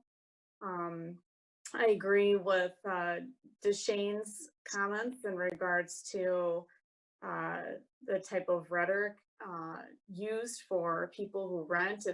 It's not true. I've also heard people say that renters don't really invest in the community. That's not true at all. My mother's been a renter for, I don't know, 30 years. She's lived in this community. She's highly invested in this community. And I know several other people are. And my husband and I would probably love to sell our 3,000 square foot home and downsize to something we don't have to mow a lawn or anything like that. So I totally get the concept and I love this concept. I would love to see this in an area that is more walkable. When I think about Okemos schools and I think about Wardcliff and I think about Edgewood and I think about Cornell Woods and Bennett Woods and Hiawatha, I think those schools are located in neighborhoods. They are walkable. Those kids can walk to those schools. Parents can walk there. Children can bike there. And the project that's being built over Wardcliff is a fantastic project and fully supports walkability and bikeability and less gas emissions. And so I have a really hard time with this project on this particular location. And I am concerned, and I don't know, I'm the newest board member, and I don't know and have a full understanding of the direction of where the board wants to go in regards to the future land use map and the master plan, and how much wetlands or green space is out there that we're going to build upon. And so I'm confused by that. And I walked the property this weekend. I walked it for over an hour. I went back there. I'm not a super big nature girl, so it took a lot for me to actually walk amongst the trees and into the woods. I mean, it's not really woods, but part of it is. But I have a deep appreciation for habitat and wildlife, and I believe this township still has that appreciation as well. And I feel as if this township has a lot of empty stock that I wish this type of project, I'm not a developer, this type of project could take up that space or go to the mall and take up that Yonkers space or something like that. But again, it also goes back to the elementary schools that we have. And I could say the same thing for Hazlet as well, and the walkability for families and having this family neighborhood around the schools. Board members who haven't been heard from yet. Ms. Sutherland, any comments? Not at this time. Thank you. We don't have Ms. Wazinski here, so I think we've heard from everybody. Mr. DeShane? Thank you. If I could go back to sharing my screen again to the clerk's comment. In some ways, this is a walkable community. If you look at the map here, we've got, first of all, Okemos Public Schools owns this land to the east, and for future development. I don't believe there's any specific plans to build a school now, but within a quarter mile of here is Cornell Woods Elementary in my neighborhood. And that school is a wonderful school, but it's busting at the seams right now, okay? And so you would have walkability here. Now you go to the west, you've got a grocery store, you've got a furniture up here, you've got a department store, you've got a furniture store, you've got a hardware store, you've got a car dealership, you've got a quality dairy, you've got Chinese food. You've got actually highly walkable areas all around here. I didn't initially see it at this way at first, but this really is the kind of infill development we are hoping to have to give the density that the mall needs and that the Klingons is going to need and Kroger's is going to need to stay viable in this very, very competitive and difficult retail environment. And with the way we build bike paths and require bike paths throughout the township, we know this will be walkable. We know we'll have plenty of spaces for bikes and pedestrians throughout here. So within a quarter mile of these apartment homes, there's going to be an awful lot of areas that people could walk to, even when the weather isn't ideal, because you're not asking them to walk a mile or two. So we do have a walkable area here. When you look at the topographical view of this area, Central Park is developing the way I think that we expected it to 20 years ago when it was first developed. So I think we do achieve some of the walkability that you spoke of, Clerk Guthrie, with what currently exists. Thank you. As someone who signature even may appear on that deed for that property, Okemos Schools as there, I can tell you that right now there's no plans whatsoever as the liaison to the district to build on that, but they haven't let go of it yet, just in case. We had a similar property that we bought about the same time south of the freeway. That one they did let go of. Better. Now that would make, I'm sorry to interject, that would make a big difference to me, because I don't see families walking across Grand River to go to no diss on you, Treasurer DeShane or anything, but I just don't see. I went to Cornell Elementary School when I was a kid. I lived on Dobie Road. You know, I didn't walk to Cornell. I took the bus, and I just don't see families, you know, walking their kids to the Cornell or crossing Grand River to go play at the playground or anything like that. I mean, and I understand this development project has those things in mind, and I appreciate that. And like I said, I really do love this project, and I appreciate your comments regarding walkability and bikeability. On the plus side, what I see here is a transitional that's been mentioned earlier this evening. Whereas, you know, if we're having single family freestanding type units along the Powell Row side and only slowly graduating to the multi-family type structures on the Central Park side, I think that's an advantage. That is something that is good planning. But on the other hand, our long-range plan calls for this to be single family, and that is what we adopted just as recently as 3 years ago. Keep that in mind. Further discussion. Ms. Jackson. Supervisor Steichel, yes. Yes. I think I remember earlier in this discussion, you raised a question that had come from the Planning Commission about why we need this kind of development of rental property in Meridian Township. And I haven't heard anyone address that question directly. I think Treasurer tried to, but nobody from the applicant has, that's for sure.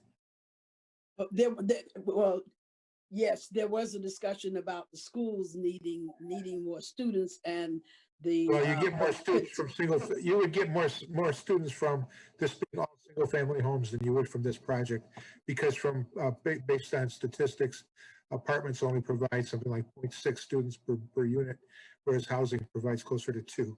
But that's a whole nother subject. Right, and so still, that question is still laying out there, looking for a good answer.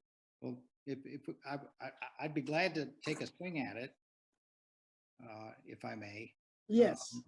I think Raji started that discussion at the beginning in his public comment, which is to say what they're finding at the communities they've built in Holt and DeWitt, Aspen Lakes, and the Quarry, is that they're getting the kinds of numbers of kids which are different than might have been expected in the past. to go to schools, and they're getting a different family than we've seen in the past that would expect to go to rental homes. And I use the term rental homes advisedly because this isn't an apartment project, and it's not intended to be. As Trustee Opsimer said, it takes account of and looks at, you have a piece of property that runs from Central Park Drive where you have commercial zoning and you have commercial development.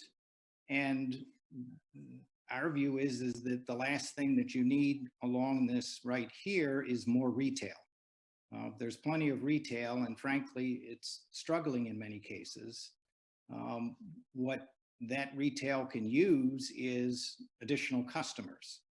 So if we take the intense development that's already there along Central Park Drive and try and transition it across the site so that it becomes less and less dense and becomes single family, essentially equivalent to or less than what could be done in RA, the site can be developed in a way that creates a transition exactly the way the actual development should transition. As to the need is where this has been built in similar communities where you've got nearby commercial development, is you have tremendous demand for exactly this product, which is, as I said, also at public comment, a type of construction which could be sold, but which is instead being offered for rent. These same buildings might be built and either sold as single family homes or as condos, but there are many, many people, as the treasurer said, who want to be able to rent good quality, high-end housing. They have the income to afford it, but they don't want to make the down payment. They prefer to rent. They do stay long-term, and they do really build community. And that in itself has a real attraction. And I think it really is the case that certainly as a baby boomer myself, I bring my own similar prejudice to it. Well, you know, I've always bought a house. But the fact of the matter is there are many people who prefer not to. And that's really the reason for doing this more than anything else. And that creates a different kind of housing which really isn't available in the township. As to where it should go, we've looked around the township and can't, frankly, to be honest, think of a better place to put this. It is right next to the commercial core of the township. The earlier discussion with the Meridian Mall, where we're just trying to save, you know, an acre and a half in front of the mall, because the rest is completely carpeted with parking. And all up and down Central Park Drive, all of that development is there.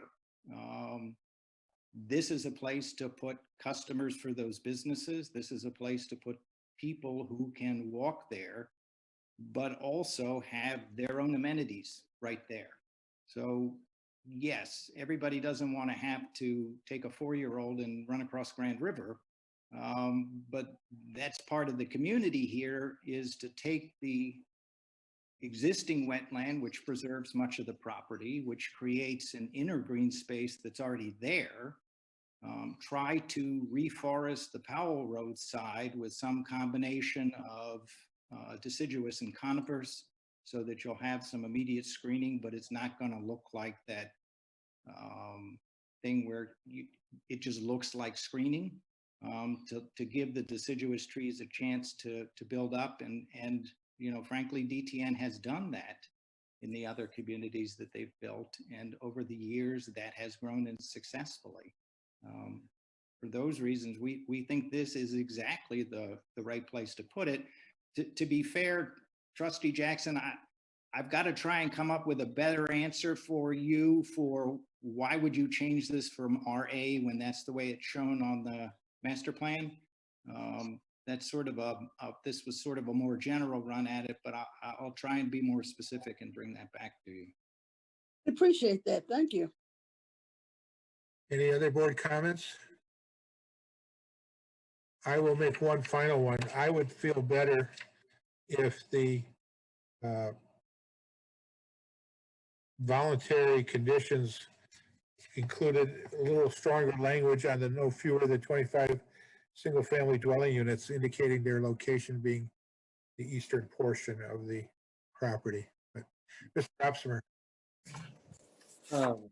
Yeah, I mean, I also looked at other sites across the township, and I think we all have at some point in time. And I think, in my opinion, this Powell Road area really is the hard stop on the Grand River frontage to the rural character of the township. And when you look at the green space plan, while Powell Road is not a natural beauty road, we do have in our green space plan the intent of preserving and enhancing the scenic road corridor on Powell Road. The land in question, though, we have not determined, as a priority for conservation in the future. There's no priority corridor anywhere really in the vicinity other than the eastern side of Powell Road. So I'm willing to further the conversation on this and keep discussing it. One thought that I have relative to Supervisor Steica's comment,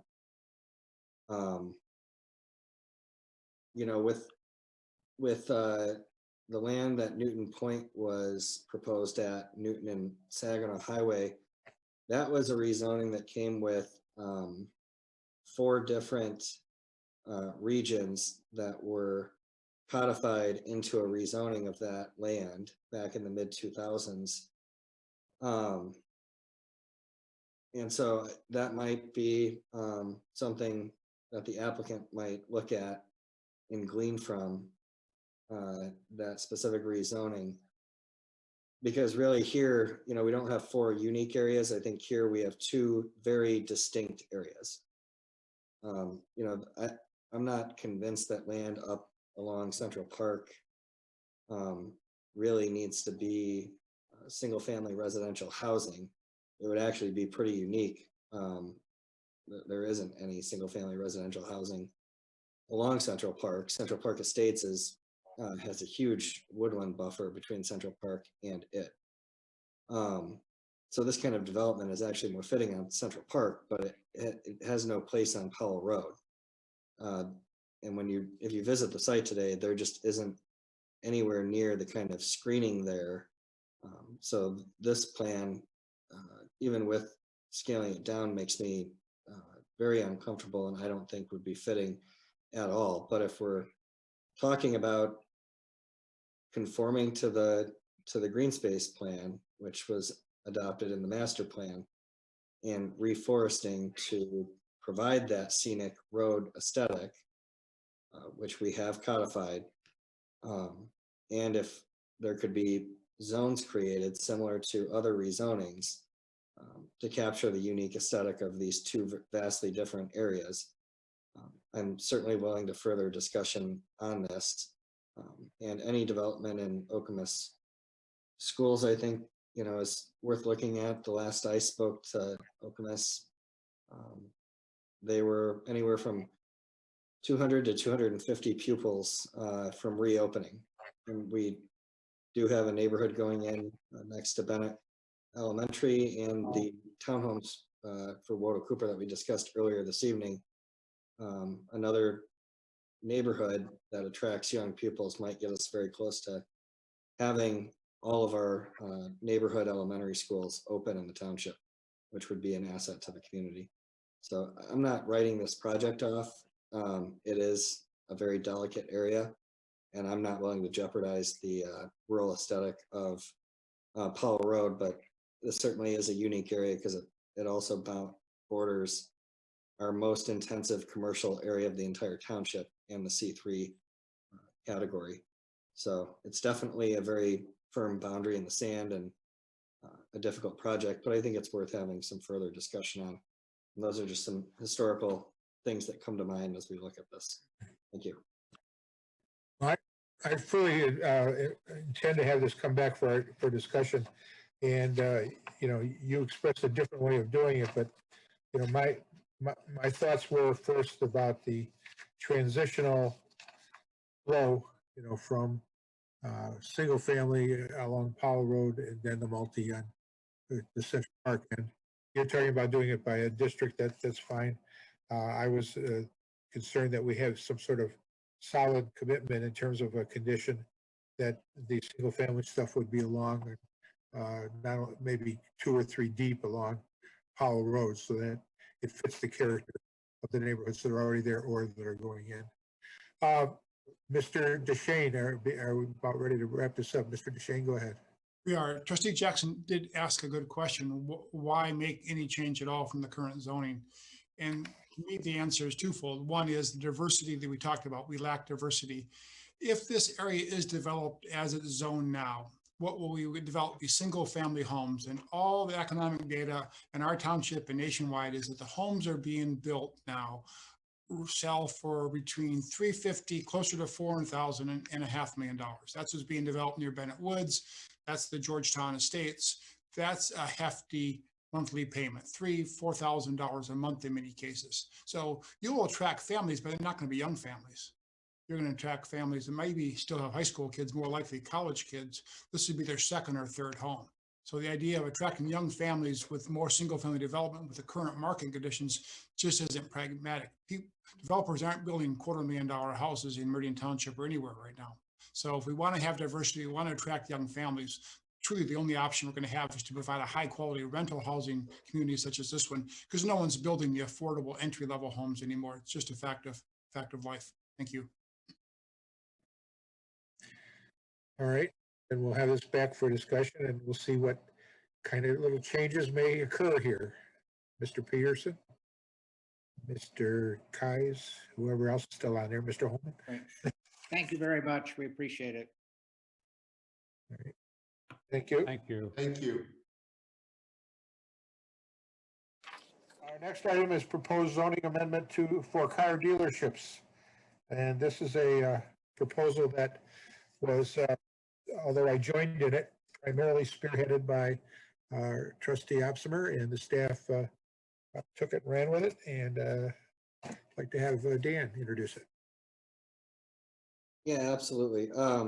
So after the rezoning of the LaFontaine site at Grand River and Powell Road, which was discussed a bit during the previous agenda item, I had a number of residents contact me and inquire, and that was obviously it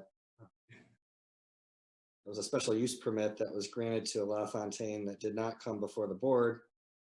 So I had to do some research on what the, what our zoning ordinance pretended on that. And what I found was that back in 2007, the board was contemplating a rezoning request that was before it for the Okemos Auto Collection, which is the auto dealership on Jolly Road, just east of Okemos Road. We actually had an application before us recently from them. So at that time, they were looking to expand their dealership. The board did not support expanding that specific dealerships, or they were looking to upzone the adjacent parcel to expand their dealership.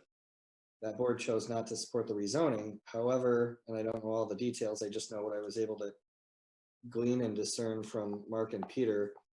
Instead of changing the zoning from C2 to C3 on that adjacent parcel that was proposed, they amended the zoning ordinance. And so they, for the first time, allowed auto dealerships in C2, not just C3.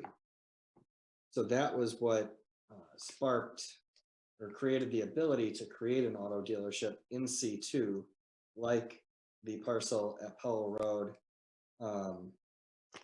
and Grand River. And obviously, if you look at the zoning map, C2 parcels are much more prevalent throughout the township.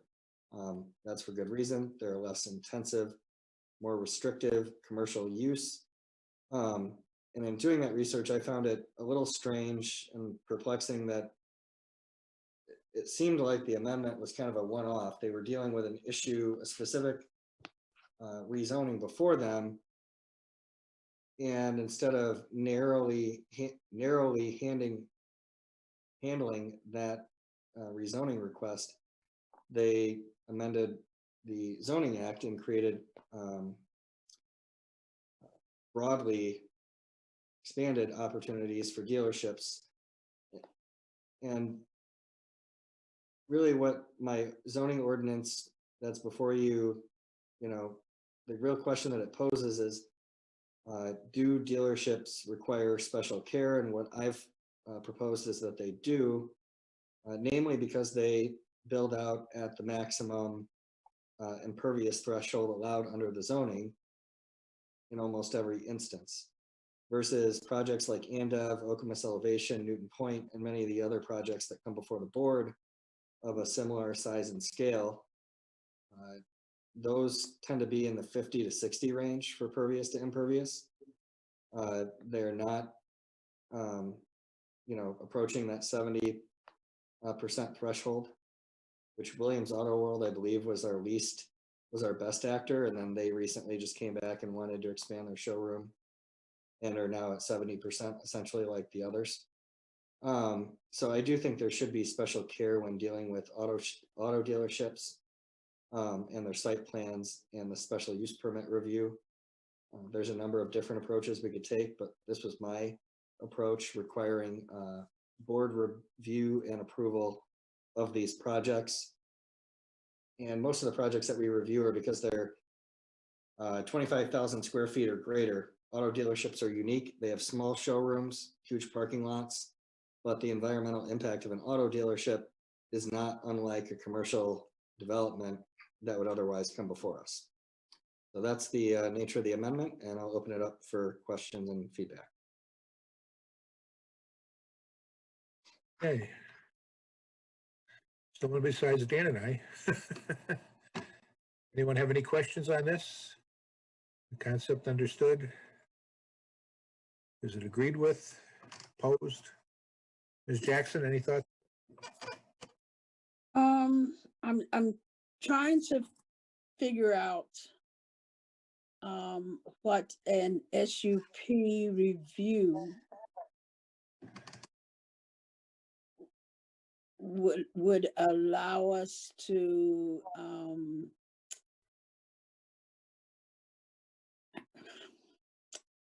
how would it allow us to impact an issue like the impervious coverage? Legally, my understanding is unlike a rezoning, which has much stricter legal standards under state law, we can deny a special use permit and legally and not face legal ramifications for any reason. Peter and Mark, can you elaborate on what our ordinance encourages us to look at for the SUPs currently in C2? The special use permit is a discretionary decision. It's intended for allowing those unique type of uses in a district where they may be appropriate in one location and not appropriate in another location. So that review of those projects to make sure it's appropriate in the criteria that can be associated with that approval is goes with that piece of property. So again, if just as an example, a drive-through restaurant next to a residential neighborhood may not be appropriate, but where it's in the middle of and surrounded by other commercial uses, it's appropriate. So it's those uniqueness of character this does the special use permit.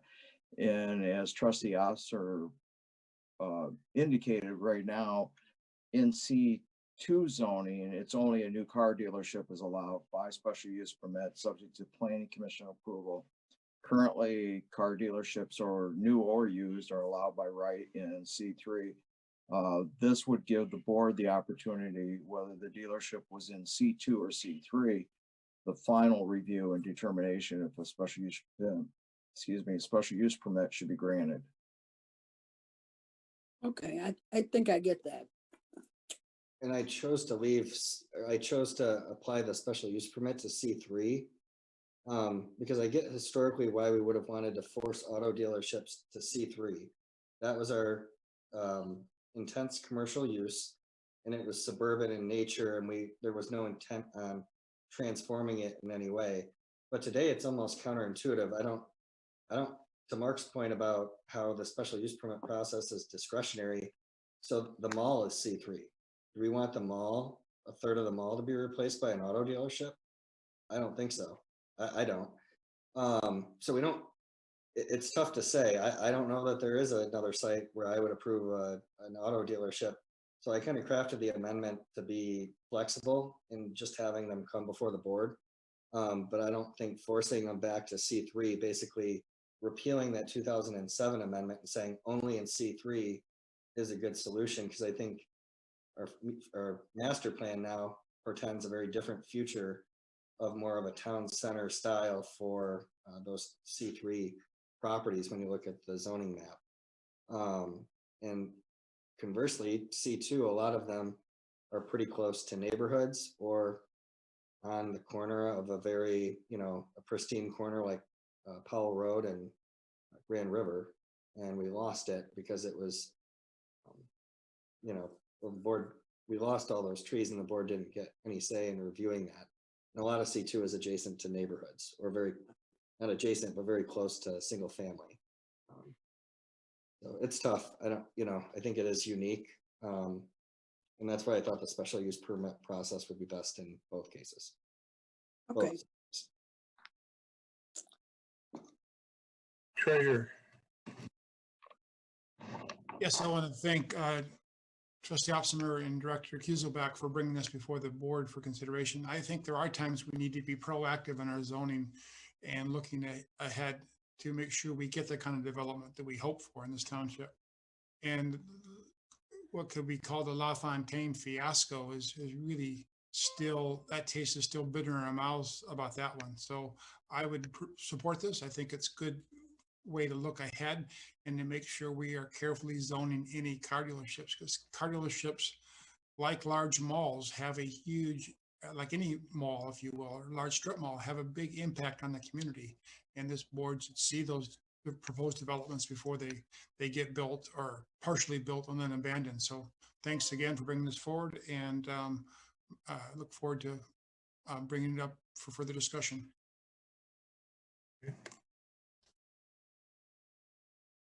Well, I think if we don't really need further discussion, it's probably gonna come back for our first action. It would be a two-step process to adopt. So next time would be adoption of introduction, correct, Mark? Because this is a zoning amendment, the board certainly has the right to initiate it. You would have to refer it to the planning commission. Oh, it's got to go to planning commission. You're right. I forgot. Right. Yep. Is that what you were going to say, Dan? Yeah, we're looking at a 3-month process, so Yeah, you're right. I forgot about the planning commission being involved. Yep. It's my ordinance, so there's, if we wanted to get it moving, but either way, it's going to take at least 2 months between the board, 2.5 months. So if we wanted to move it down now tonight, we could if we suspended the rules, but we are looking at 2.5 to 3 months either way. So Mark, our next step would be to have it come back for us to refer it to the planning commission. Is that right? Unless you want to do it tonight, you could vote to refer it to the planning commission for their consideration. It's up to the board members. The other factor there is the quicker we adopt it, LaFontaine does need an extension at this point if they wanted to proceed with their special use permit. And if we adopt this, their extension comes before this body for approval. So we would actually get a say. We have the opportunity to get this adopted. The issue is whether we want to do this tonight or put it off till the next meeting. Nobody moves to do it tonight, we'll do it next meeting. All right, then our next item is township contracts with community groups. This Miriam, or who's going to discuss this with us? Can you introduce this or not unless Frank wants to jump in? Please proceed. Okay, so we have our legal counsel and our auditors recommended that we adopt an agreement or a contract with community groups that we make donations to. So there's 3 community groups that I've drafted up an agreement with. It's the community gardens, the community band, and also the Meals on Wheels, which are all budgeted and approved. So what you have is a service agreement for each of these individual groups, just drafted up for you to review.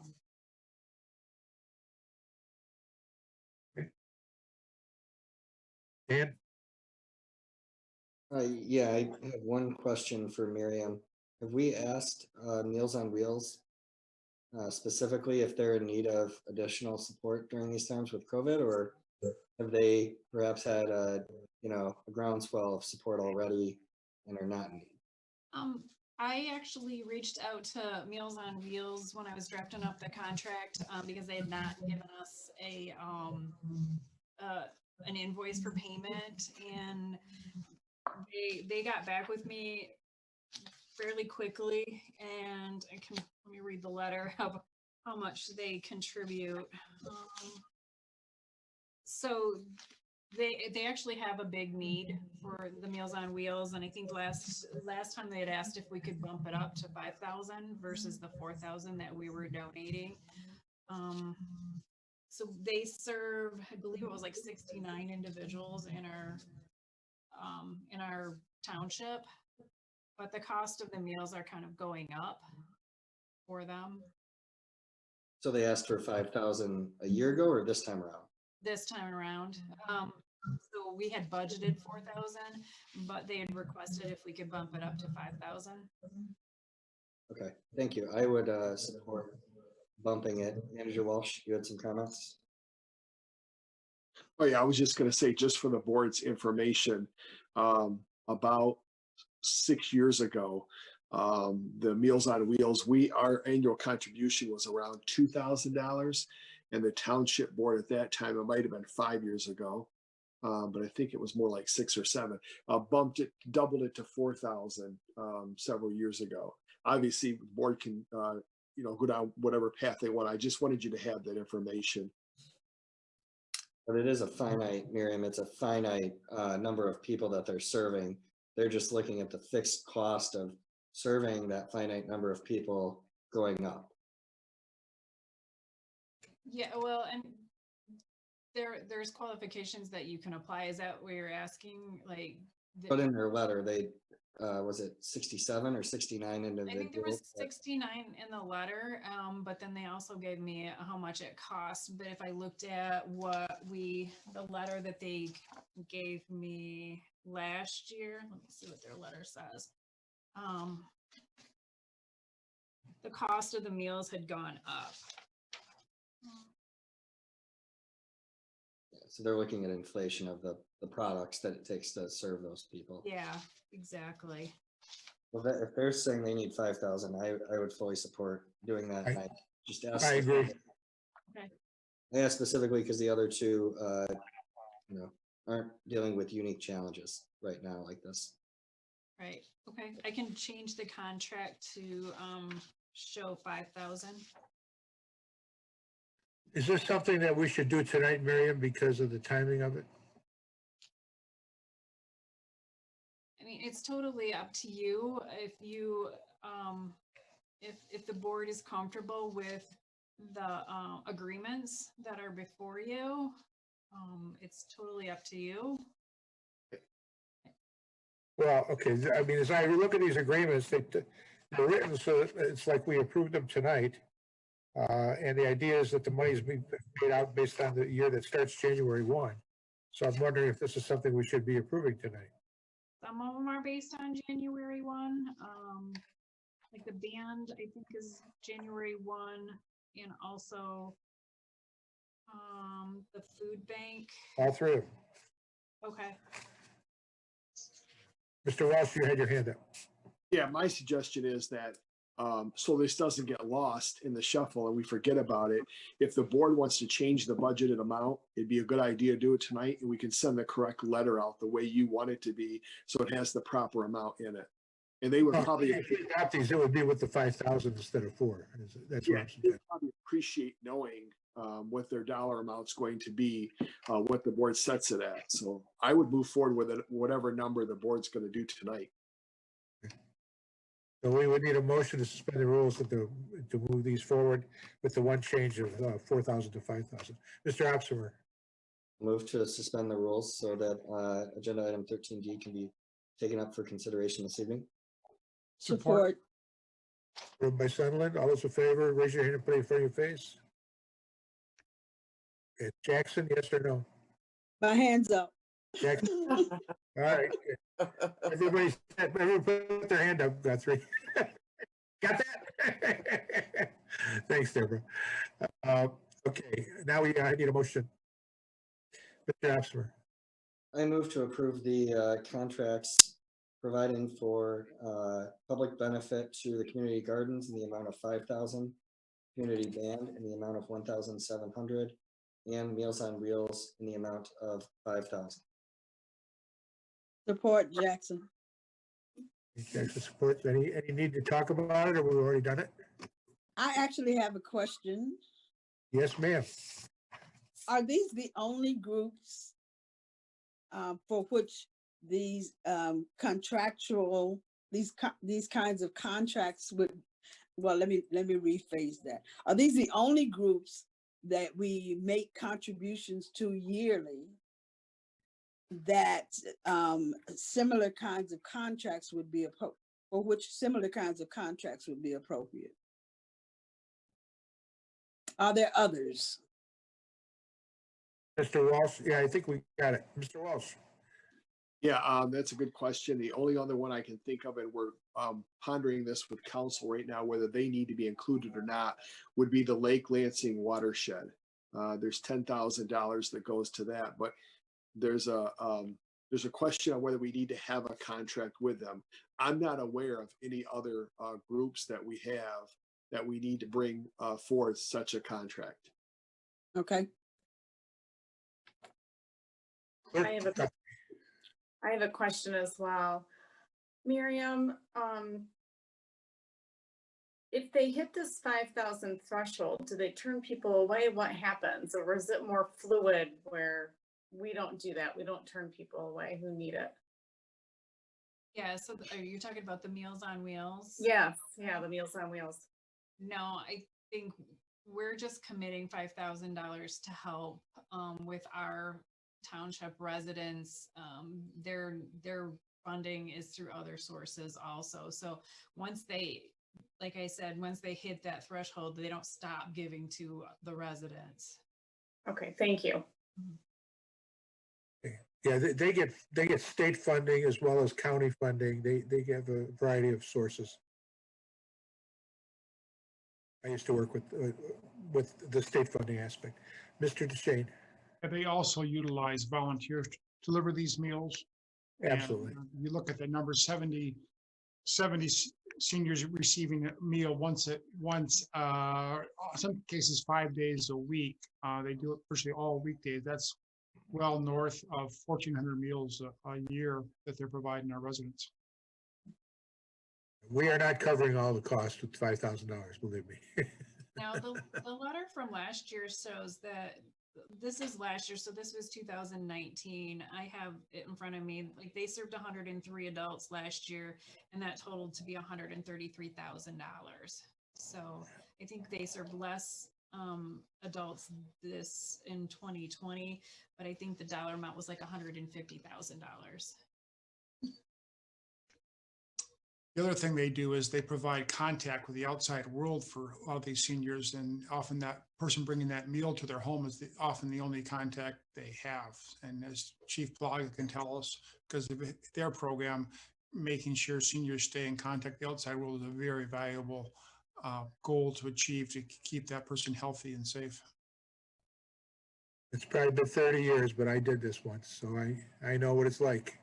And you got to be ready to talk for at least a few minutes. You got to be very careful how you leave too, so that they don't think you're brushing them off. But it's very, very fulfilling, very fulfilling. Okay, yeah, Mr. Housemer. I just had one technical question for Manager Walsh and Director Madison. So is this the act of formally memorializing the public benefits and writing? Was this something that our attorneys caught, or does this stem from the previous conversations that we've had between management and the board on the Chinese New Year, which is obviously separate funds within the EDC, and these various agreements of public benefit that we have? How did this come? Yeah, good question. No, it came from at the end of every audit, Director Madison and I sit down and discuss things with the auditor, we're always looking for ways we can do things better. And about 2 years ago, they suggested that if you're going to have these donations, these public donations, you should have a contract. And then we asked Mr. Fahey about it. He concurred. And so that's why we're getting to it, to get these done for the next year. They had nothing to do with board discussions at all, which the auditor would not have been privy to. Okay, excellent. Thank you for clarifying. But the other part of that question that was spoken is, should we be looking at that for some of the other issues that did come up in board discussion in the past? Should we be doing contracts for those? Something to look into, Mr. Wells. I'm not. Oh, you mean like for the Chinese New Year? Yeah, for example. Yeah, to eliminate any argument that we had heard in the past. Yeah, good point. Yep. That's the whole point. I think back to both trustees' questions, Jackson and Opsimer. Yeah, we'll continue to look for groups that we should be doing this with, and we'll bounce it off the auditors before we bring it to the board. Okay. I think we're ready, Ms. Guthrie, for a vote. You've done an outstanding job tonight. One more time here. Thank you. Treasurer DeShane.